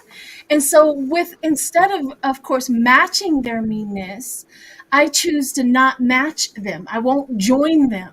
And if you don't join them in their meanness, they're going to then wick off of your own energy. And whatever it is that you're presenting, whatever you're bringing to the world that day, be careful of what you bring to that world today. And so I think sometimes mean people, we really don't have to do much of anything other than offer them a vibration of kindness and love and gentle and stuff. Like sometimes you have to go beyond that, but I think that's the most important, is to start from the beginning before you leave the house, how you're going to address somebody who's mean or crabby or disgruntled. So that was mine. I think that's great. It's rare these days that, well, I come across that, at least in my world. I know I see it online and all that, whatever, but I don't see it that often in my world. I think I'm kind of like Marcy. I don't get out that much, so that makes sense. But so it's not, I don't come across it that often, but I was coming through the airport and I was in, and you know how the airport is. I mean, the line for the security was forever. And this woman just like went under the ropes or, under the stalls and went right in front of me. And I kind of looked at her and she's like, I've got a plane to catch. I'm like, okay. And it really was one of those moments where I'm like, what do I do? It's like, and then I just kind of laughed because I thought, well, yeah, we all have plane to catch. That's a good one. But I would just thought that it was really one of those moments where I was like, what do I do? And so I kind of laughed and I let it go. But it was annoying and I didn't like it. But at the same time, I was just like, see, if I was that girl that's trying to get cut in line, I would also pick you to get in front of. You know why? Because you look kind, you look wonderful. You look like one of those Mormon girls that would just allow you to do it. I'm the pushover in the line. Yeah, it was just funny, and so I guess I just kind of laughed about it. But but I had to step back, and it was a good practice moment. It was a good practice. I turned it into a practice because I kind of like looked at it from every angle and thought, that's so interesting. Or you could have made $20. I mean, $20 and I won't say nothing. Yeah, what do you have for me? Right. At $20, I won't say nothing.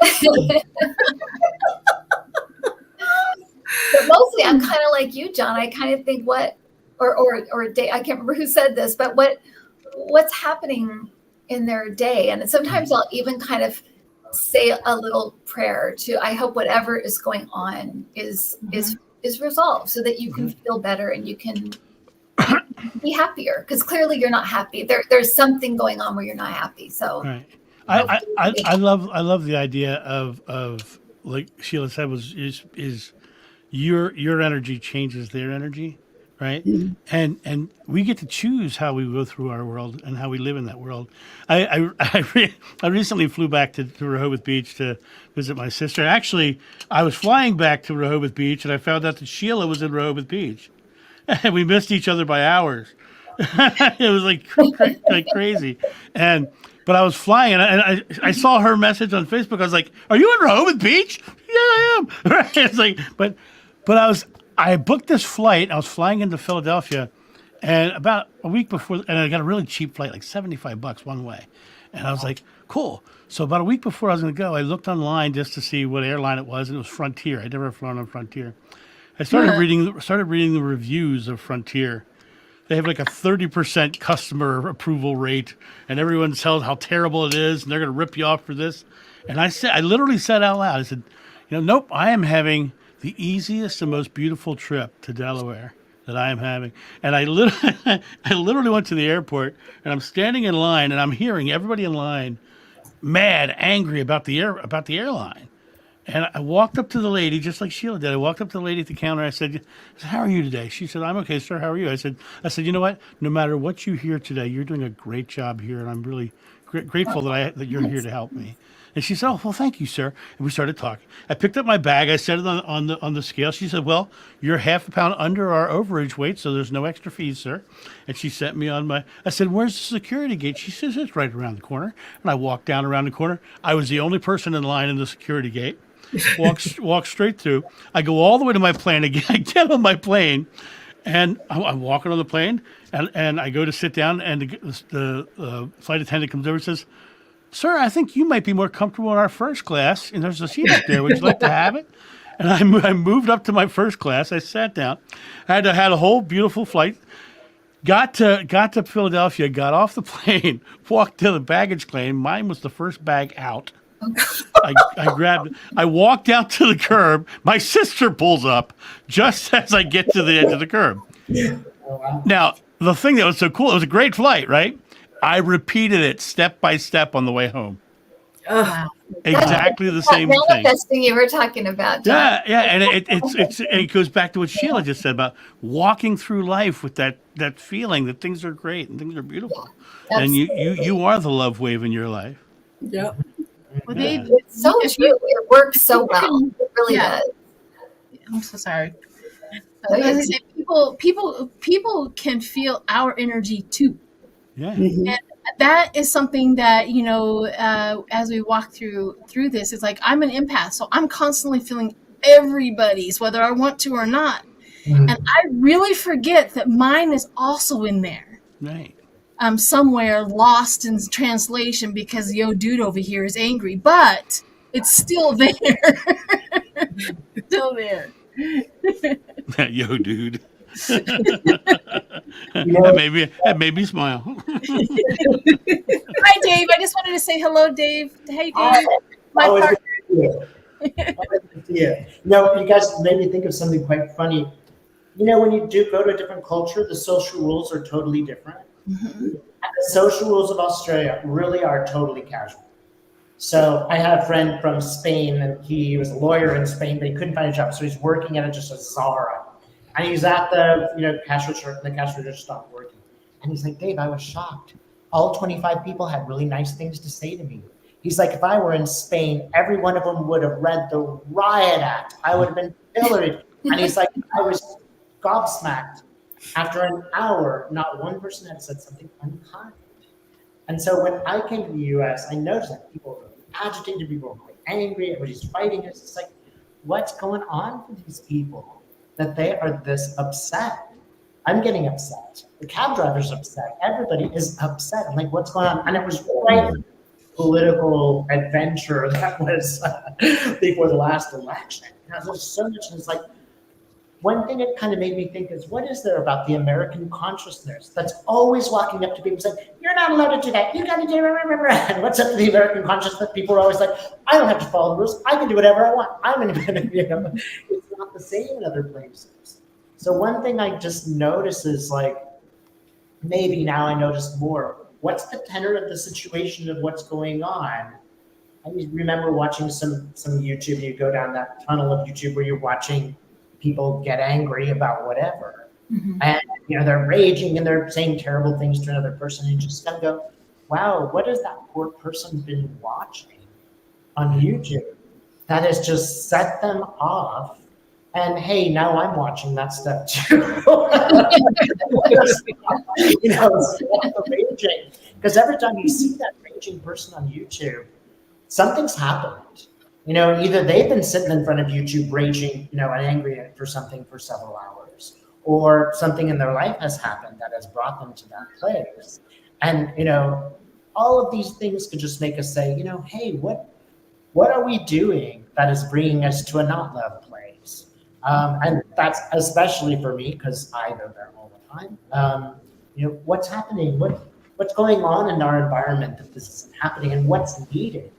Because sometimes that person who's really raging at something really does need you to say something positive, as you guys mentioned. I think it's really insightful that you guys are able to do that. I am going to strive to be more like you. Well, Dave, and to answer your question, the United States over the last, how long has it been now? 7 years? We have been through a lot. I think emotions are spilling over for some people. I think that we're exhausted. We've been through a lot. We're still trying to make sense of things. We're still on that edge. We're still teetering on that edge that we've been on for a while politically. It's I think people are scared. I think they're worried. I think they're being lied to, right? There's people that are not being told things that are true. They're completely wrong. So I think it's a stew. It's a bunch of things all kind of culminating in this.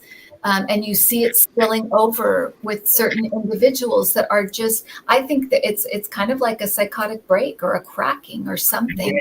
You see it a lot. And I just, when I see it, whether I see it online, knock on wood, I haven't seen it in person, but I've seen it online. All I can think to do is pray and just start finding that center again, because I know that, well, for me, Eckhart Tolle is a big help for me.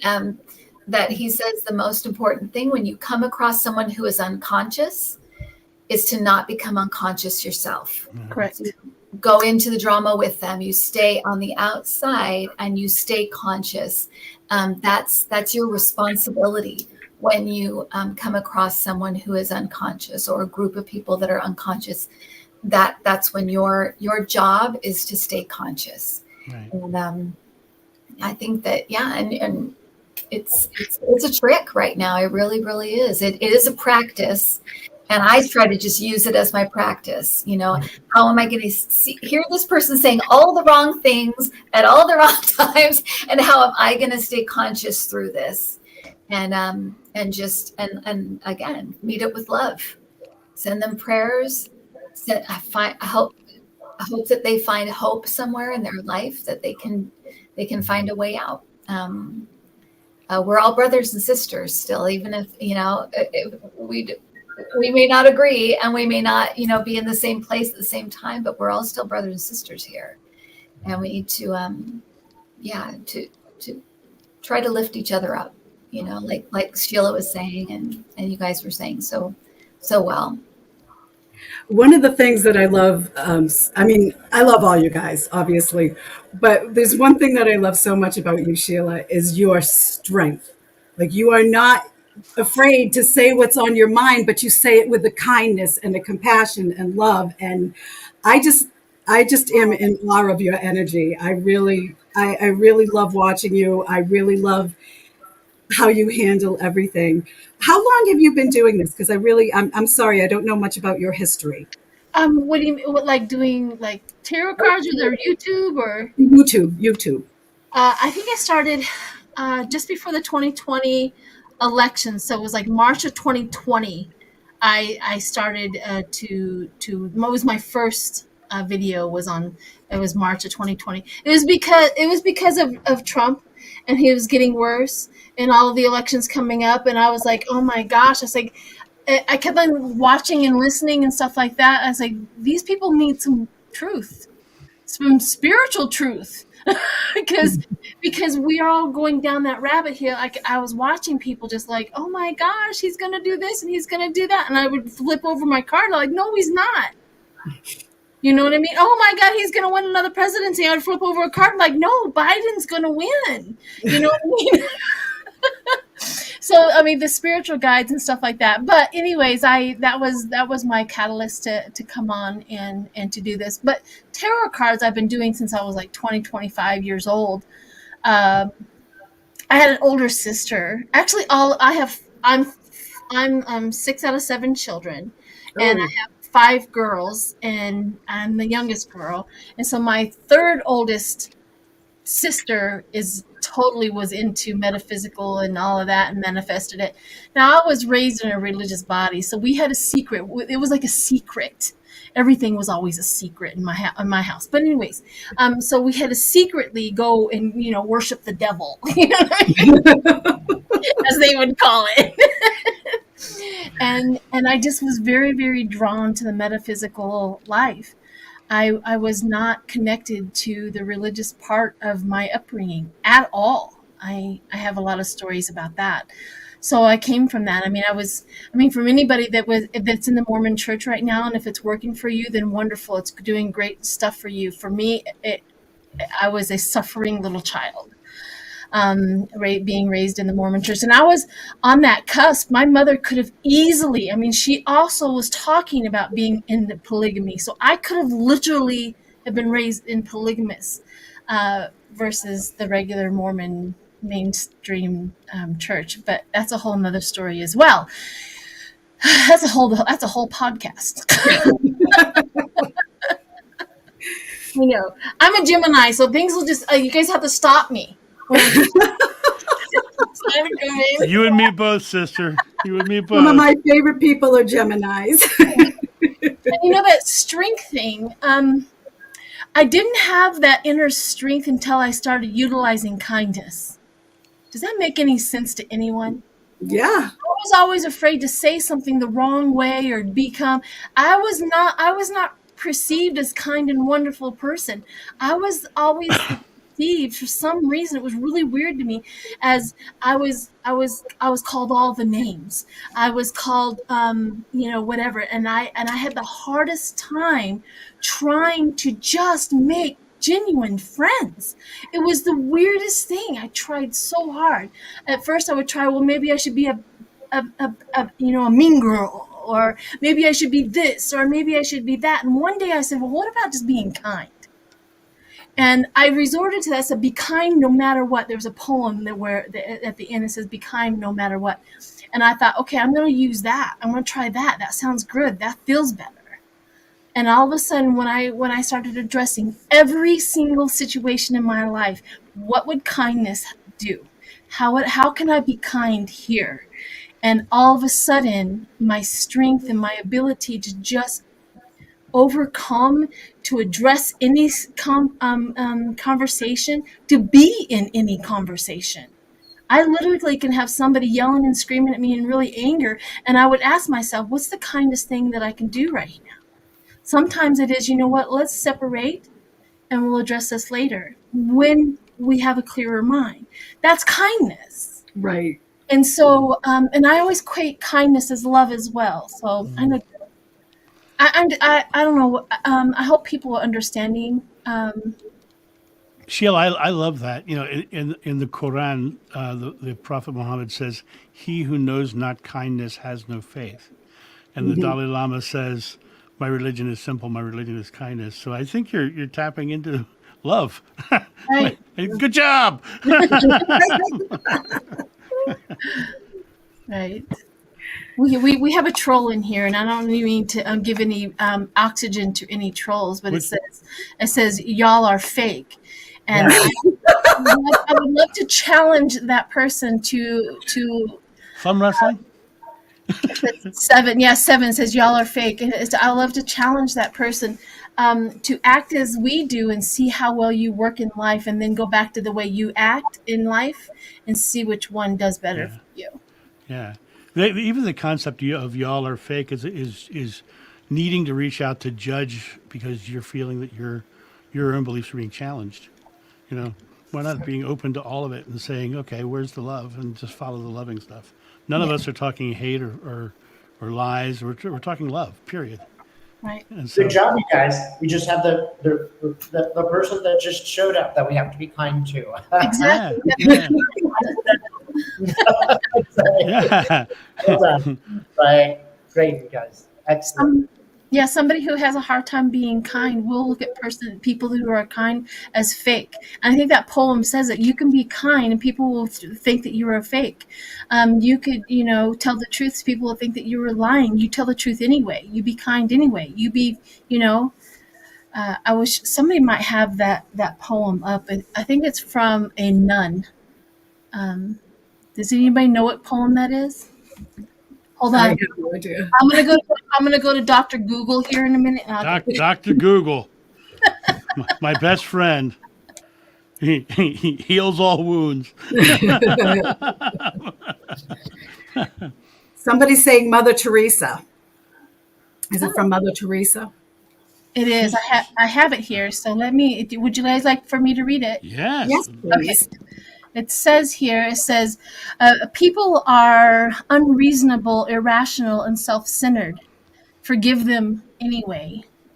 If you are kind, people may accuse you of being selfish and I don't have my glasses. When you have ulterior motives, be kind anyway. If you are successful, you will win some false friends and some true enemies. Succeed anyway. What you spend years building, somebody could destroy overnight. Build anyway. If you are honest, people may cheat you. Be honest anyway. If you find happiness, people may be jealous. Be happy anyway. The good you do today may be forgotten tomorrow. Do good anyway. Give the world the best you have, and it may never be enough. Give your best anyway. If you see in the end, it's between you and God anyway. So that's my favorite poem. You, God, the universe, spirit, whatever it is that you choose to connect, whatever you know what I'm saying. Anyways, it's never between you and them. It's between you and who you are. Every day, it's between you and who you are every day. You know, I cannot be mean just because somebody calls me a bad name. Is that who I am? No, I'm not mean. So I'm not going to be mean to you no matter how you act. And it's just another way of, and I learned this probably in my 30s. I'm a late bloomer, apparently. You know, the lessons, and it was like late 30s that I read this poem one day. And I thought, yeah, that's a way to live. You know, that's a recipe. That's definitely a great thing to do. So anyways. So everyone, I must go. Got to move on. But I really appreciate you guys setting this up and being here. It was really, really a lovely idea, which was just barely an idea until you brought it forth here, Marcy. That's really well done. And Thank you so much, Dave. That all lays on Marcy's shoulders. This was her doing. Well done, Marcy. Dave, Thank you so much, Dave. Take care. Keep in touch. Yeah, Well, and I will thank you, see you Dave. in January. Love to all you guys. Love Thanks to you as so much. well. Right back at you. Thank you. Thank you. Take care. Bye-bye. Yeah. I wanted to tag on what Sheila just said, because someone up here in the things asked about turning the other cheek, and I think that's exactly what you're doing. Is you're turning the other cheek. You know, they in the Bible, people often ask me what Joshua meant by saying turn the other cheek, and I always like to tell a story of the guy screaming in my face with his finger at my nose, saying I'm a mother effer and all this stuff, and in that moment I just exhaled, and I just came back to my baseline. I didn't react in offense or defense. I just came back to my baseline, which is what I consider turning the other cheek. I just came back to my baseline. Once I did that, once I released my fearful reaction to it, I was then able to see that he was afraid of not making enough money. And once I saw that he was afraid of not making much money, and I wasn't giving him and feeding his reaction, feeding his fear dissipated very quickly. And then I was able to say to him, I said, Jerry, I'm sorry you're having this experience. I said, nothing was done intentionally. How can we solve the situation? Mm-hmm. And 10 minutes later, he comes back and he says, John, I'm sorry. I was just having a bad day. And, but it was turning the other cheek. You diffuse situations by not feeding situations. And not only not feeding it, but being the exact thing that everyone wants, is to be loved in some form. It's hard to be mean to a kind person. Yeah, it's true. Yes, it is. to a loving, kind, tolerant, all-inclusive person. Even the meanest of the mean really have a hard time doing that. Yeah, it's true. But then again, I'm not a doormat either. I will walk away from your energy if you continue on. I do not have to be there. There's Right. no part of God that's not equal with any other, and that you have to include yourself in that equation. Mhm. Yep. It's so much easier to love. It is just so much easier to put that love out there. And if somebody's hurting, they'll respond to it. They will respond to it. Right. You just have to love each other. It's a very simple request. I had a question that I was thinking about when Kim was saying her questions, and I have to say this out loud too, Kim. I really absolutely love you. I have been watching your channel Me too. a while, and before even I got on, and I just saw you before you even spoke. I'm like, good grief, this woman is full of love. Oh, I just wanted to let you know that you are exhibiting love even through YouTube. Sweet. Thank you, Sheila. That's so sweet. And it's weird too because I didn't know we're both raised in the Mormon Church, and we also are both the youngest of 5 girls. Yeah, well, there you have it. Were you the best commodity? Was you're the trophy daughter? What did you say? I said, were you the trophy daughter as well? I was the trophy daughter. I was the one that they really wanted to make sure that I got a good, hardworking, rich Mormon boy. Really? Yeah, that did not appeal to me at all. I don't think I ever even dated a Mormon, so I couldn't. that's not my thing. Like, you have nothing. We have nothing in common.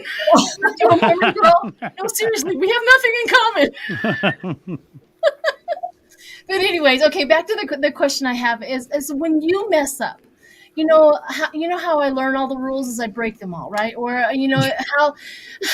how do you learn social cues is I mess them all up. I say something stupid, act this, and I'm like, ah.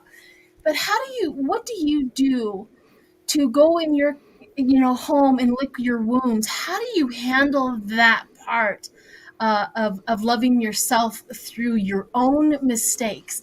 Now, I know that Kim and I and I know that her and I were raised in the Mormon Church. We have been taught, from the get-go, when we make a mistake, we are going to be punished, and of course, the punishment is what we're supposed to be accepting, and I don't want to do that anymore. But what is it that you do? Because I have sometimes social cues.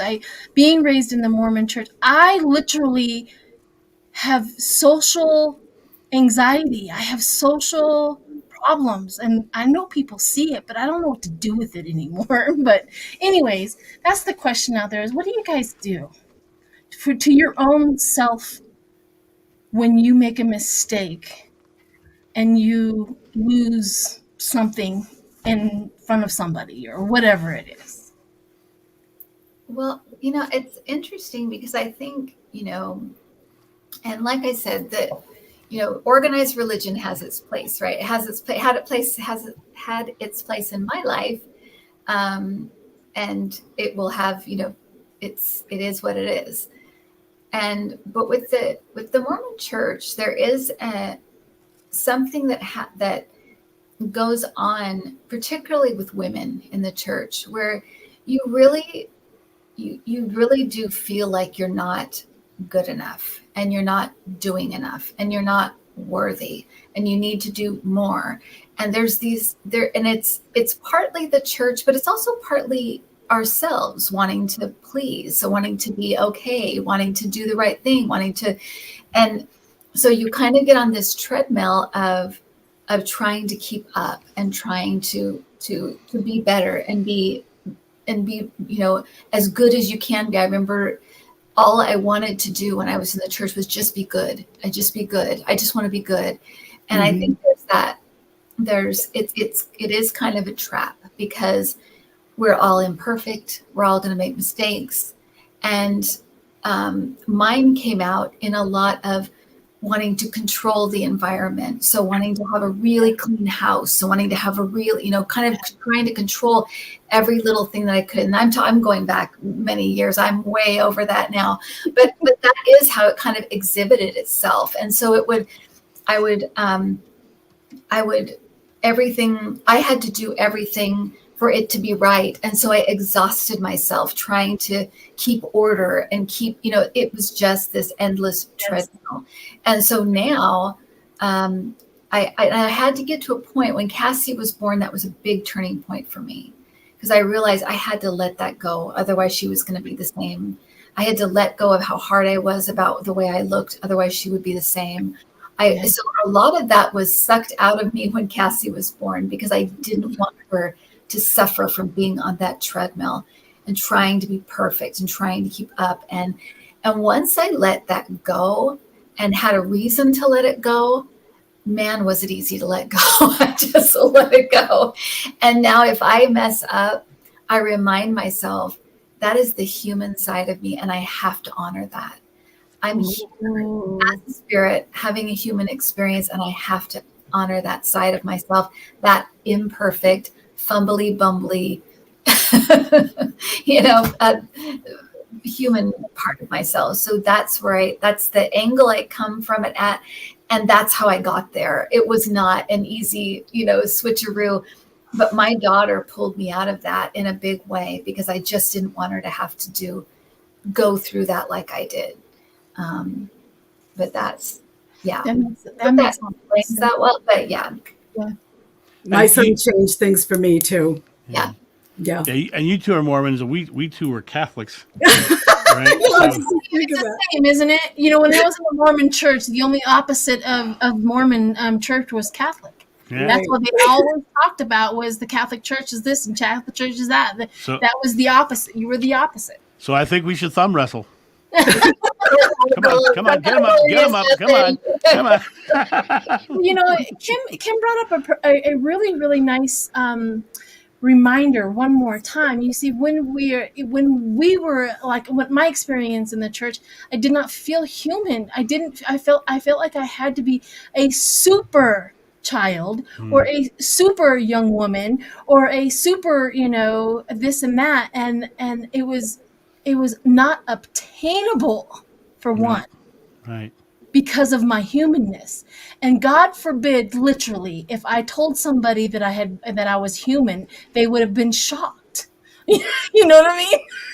They've been shocked. I too went through cleaning of the house, making sure the children, I had a routine, children, bath, night, food, everything. I had to make sure that all of my boxes were ticked. But I didn't raise my children in the church, but the church was still in me. I refused to raise my children in the church. I thought, I'm not going to do that to them. Right. I can't place them in so much danger like I was. There's a whole, like I said, there's a whole other podcast, and so much danger like I was. I wouldn't do that to my daughter. I wouldn't do that to my son. There was just a lot there, but I still had the Mormon cogwheel in my head. Yeah. And it took a long time throughout my whole 20s just to get out of it. Yeah. Anyways, but if the Mormon church is working for you and somebody who is in church right now, if it's working for you, we're not talking to you. Right. You have figured it out. You know what I mean? I couldn't do it anymore. Right. And like you said, I don't have any ill will against the church. I feel like it served a purpose for a time for me. And now I'm kind of, other things resonate with me more. I have family members still in the church. Yep. They love the church and it works for them. And I think it, like you said, Sheila, if you're in it and it works for you, that's great. And that's where you are. And that's right. That's great. Yeah.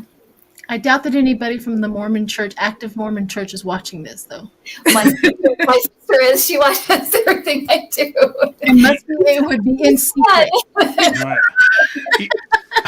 In the closet watching YouTube. What? You'd be surprised, right? I get a lot of people mentoring sessions from Utah. I've talked to a lot of women who have struggled in the church and are Yes. trying to figure things out, and I'm like, come to the light. No. We draw that energy in, right? They see us. They don't know why they see us, but yes, exactly. Come to the light. We have chocolate chip cookies. You know? That would get me there. Chocolate chip cookies would absolutely get me there. Here's the thing, what love can do, right? Because I love my sisters, and one of my sisters she was the organizer of the retreat we just did. She organized everything. She's in the Mormon church. She took the classes that were there.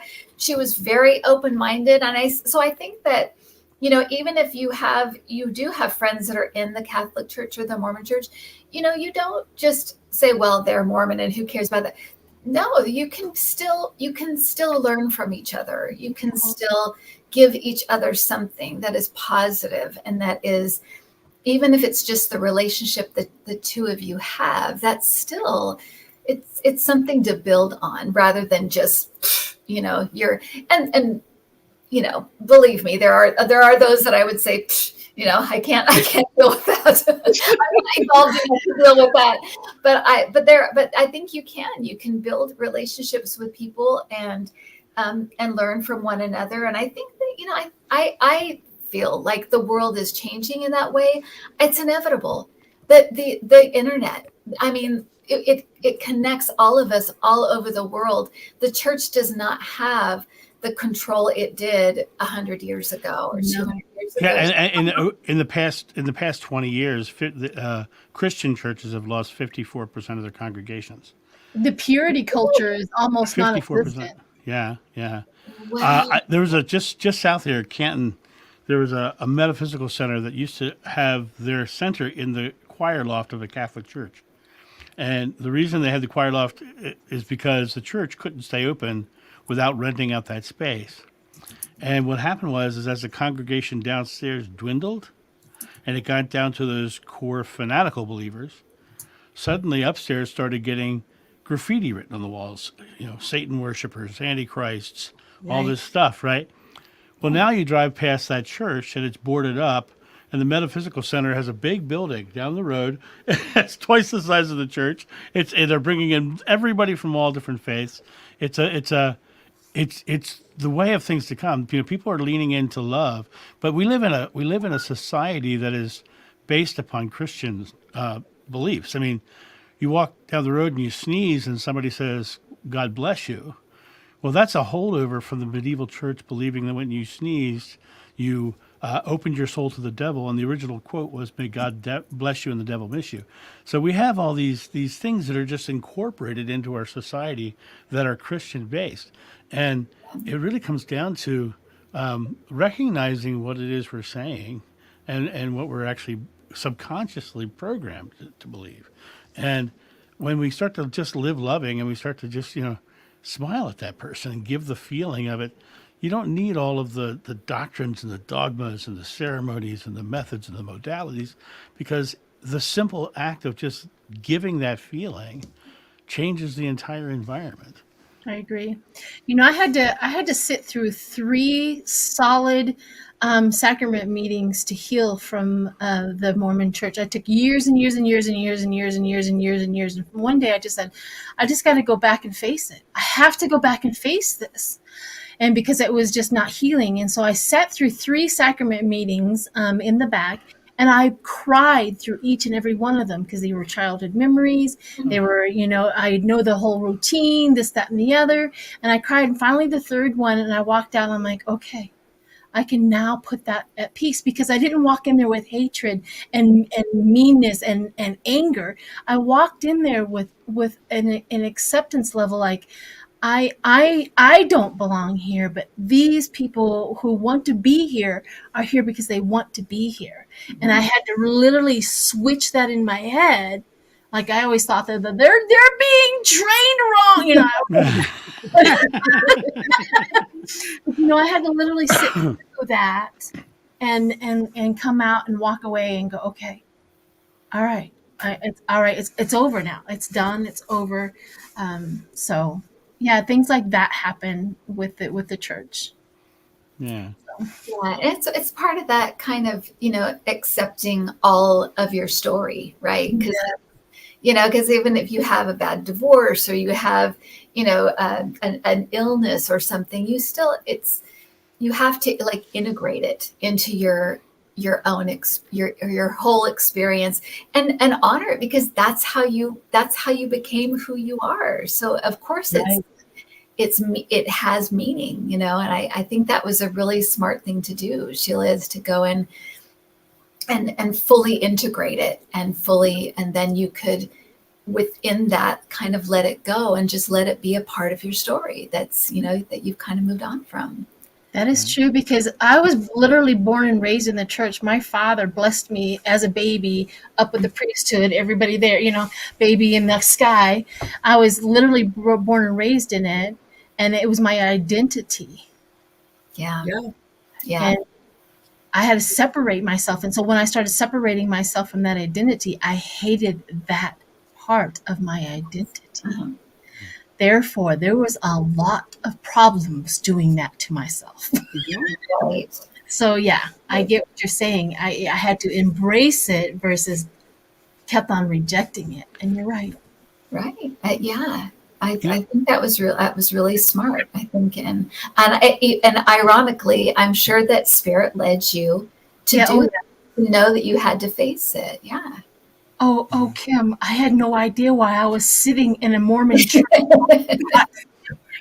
And I'm like, I'm sober. I don't do nothing. And I'm sitting, I'm like, how did I get here?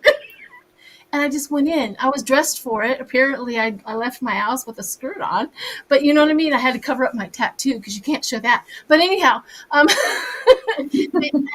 was sitting, and I literally had, it was like the bizarrest things happened. We all know that.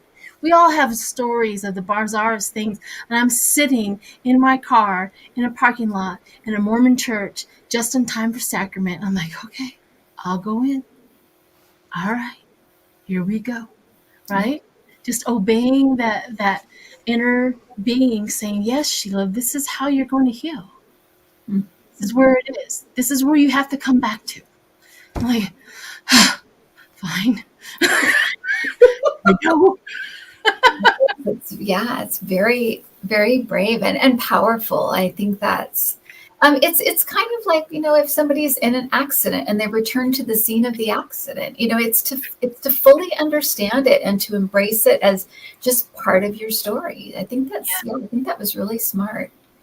That's huge, great advice for anybody that's listening right now. Yeah, I'll tell you. I in my life, I've met a lot of Mormons who've left the Mormon Church, and they all have had struggle with the leaving of the church, and some of the struggles are internal, but a lot of times the church itself tries to stop them and tell them that people can't even hang out with them anymore because they're not Mormons and all kinds of things of that nature. And I'm like, wow, that's, in the Catholic thing, we just have the massive guilt all the time, right? So, right, we're born in sin, and then we go through the whole process, right? And so, but to me, it's like, I think any organized religion, God is too big or too beautiful to be encompassed by anyone's school of thought. But I think you can find love in all of it. And it's a matter of recognizing that you need to step back and look at all of them and find the loving parts. I always tell people, when you read any of these books, put on your love goggles first and let the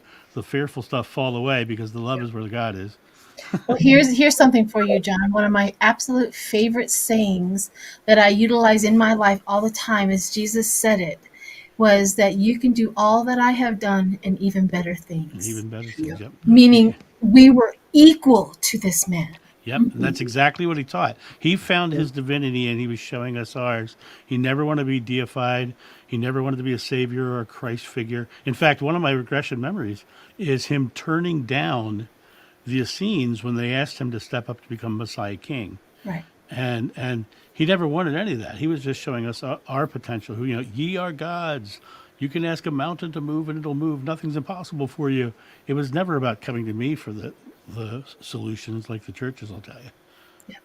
So It's one of my absolute favorite staples of life. yeah, one of my favorites is a Buddha quote. When you realize how perfect everything is, you'll tilt your head back and laugh at the sky. That's one of my favorites. Only thing that's perfect. Yeah. Well, Marcy, I just went before we're coming. I mean, no, we're not to the time yet, but I just wanted, before it runs out, I did want to say thank you so much I was slow on the uptake. I'm like, what is this? I don't understand. Come on, what's happening? So I'm sorry for my It was probably me, because sometimes I'm not clear. Thank you so much for putting this together. I think it was an inspired idea. I think it's needed right now. I think we all wonder, what can we do? What can we do? The world's, it's in an uproar for one reason or another all the time, it seems, and we're all wondering, what can we do? What can we do? And you gave us something we could do today, and I really appreciate that. Thank you. I mean, I admire you all so very much. I watch all of your shows all the time. And even though I might not pop in there and say that I'm there, I do watch you guys all the time. And I love everything that you do. You've been a wonderful inspiration to me. And you are all just so full of love. And that's what really drew me to you all, is the love. And that's really all that we have to give each other. And it's the most beautiful gift we can give to each other. And it's so simple. And I just thank you all so much for being here for this. It means the world to me. Thank you so very much, all of you, for all of what you do. And especially for being here. And we still have 5 minutes, but I got to tell you, I am beat. I've only been here for an hour, and I can feel it. But Dave, John. Yes. I want to keep on calling you Davis. My last name's Davis. I want to get personal. Are you like married, girlfriend? No, I'm known as Triple X because I have 3 of them. Three marriages? 3 X's, yep. That's why they call me Triple X. To get more closer, I would go out on a date with you. Aww. It's true. You should have stayed in Rehoboth. I know. I could not make it back. Oh my gosh. Next time. Yeah, I will. Well, I will be making another trip probably maybe next year, the year after that, back, because my husband is buried in the Arlington Cemetery. Oh. And that was the reason why I was there. He was a man of service then. Yes, he died active duty. Wow, I did 6 USO tours, and I saw what the servicemen and women do every day firsthand. And for someone to, you want to talk about act of love and love wave, people who volunteer to go anywhere in the world to defend us, that's just an act of love in my mind. And when I did the 6 tours, I was on the front lines of Iraq and Afghanistan. I was on stage when they literally brought in the wounded, and half my audience left to go give blood. So I honor your husband. Yeah, my husband was first boots on the ground when it started. They were the first boots on the ground. They're the ones that got there, and he's Army. I'm Army wife, so my speech is not exactly the same as him. But he said that they built the tents, they built this, they started putting things up, erecting things, and that was not his MO. They just, you know what I mean? That's what he did. Yeah, it's interesting. When I was over there, they sent me out on Easter Sunday through the Anbar province, and I went to every Marine base in the Anbar province. But earlier in the day, we were at the Army bases, and the Army bases were all enclosed with nice facilities and all this stuff. And the further out we got, it was like in the morning, they actually were at a dining facility, and they had a life-size Christ made out of Crisco, like the fat Crisco, right? Crisco Christ.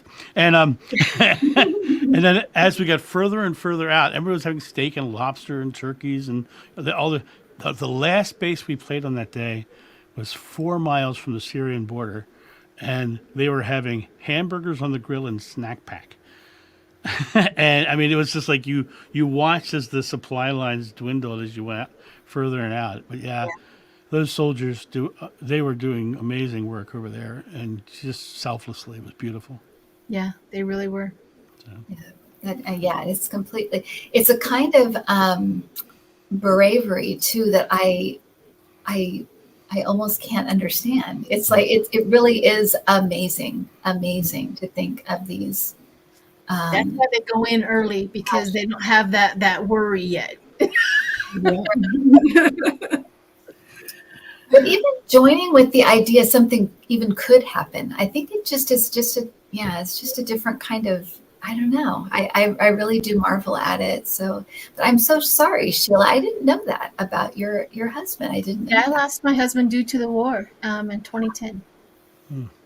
So that's a whole nother podcast. And if anybody wants to know the whole story, in the membership, there's a video in my membership that explains a lot about that. But yeah. Well, guys, it's time to wrap this up, and thank you all so much for being here. I appreciate it more than you can ever realize. And if I can ever return the favor, you let me know. We'll get you. As soon as I find some time. I think I have 5 minutes in January. Yeah. Amen.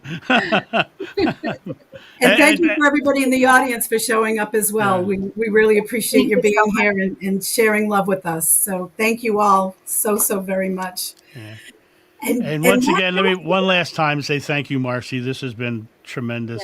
Yeah, and, my pleasure. You started the wave that is spreading like crazy right now. Thank you so much. I'm all about the love. Spread the love. Thank you all so much. And if I can ever do anything for any of you, please just let me know. I'd be happy to do it. And maybe we can make this a yearly thing and go around the world a little more. Maybe we just start adding more people. Yeah. and then Dave could do it. And then Dave could do it in his time zone. There we go. We would all be sleeping. Right. We're drinking the coffee. Okay. Thank you all so much. And thank you to our audience for being here. I appreciate it more than you could ever know. Thank you all.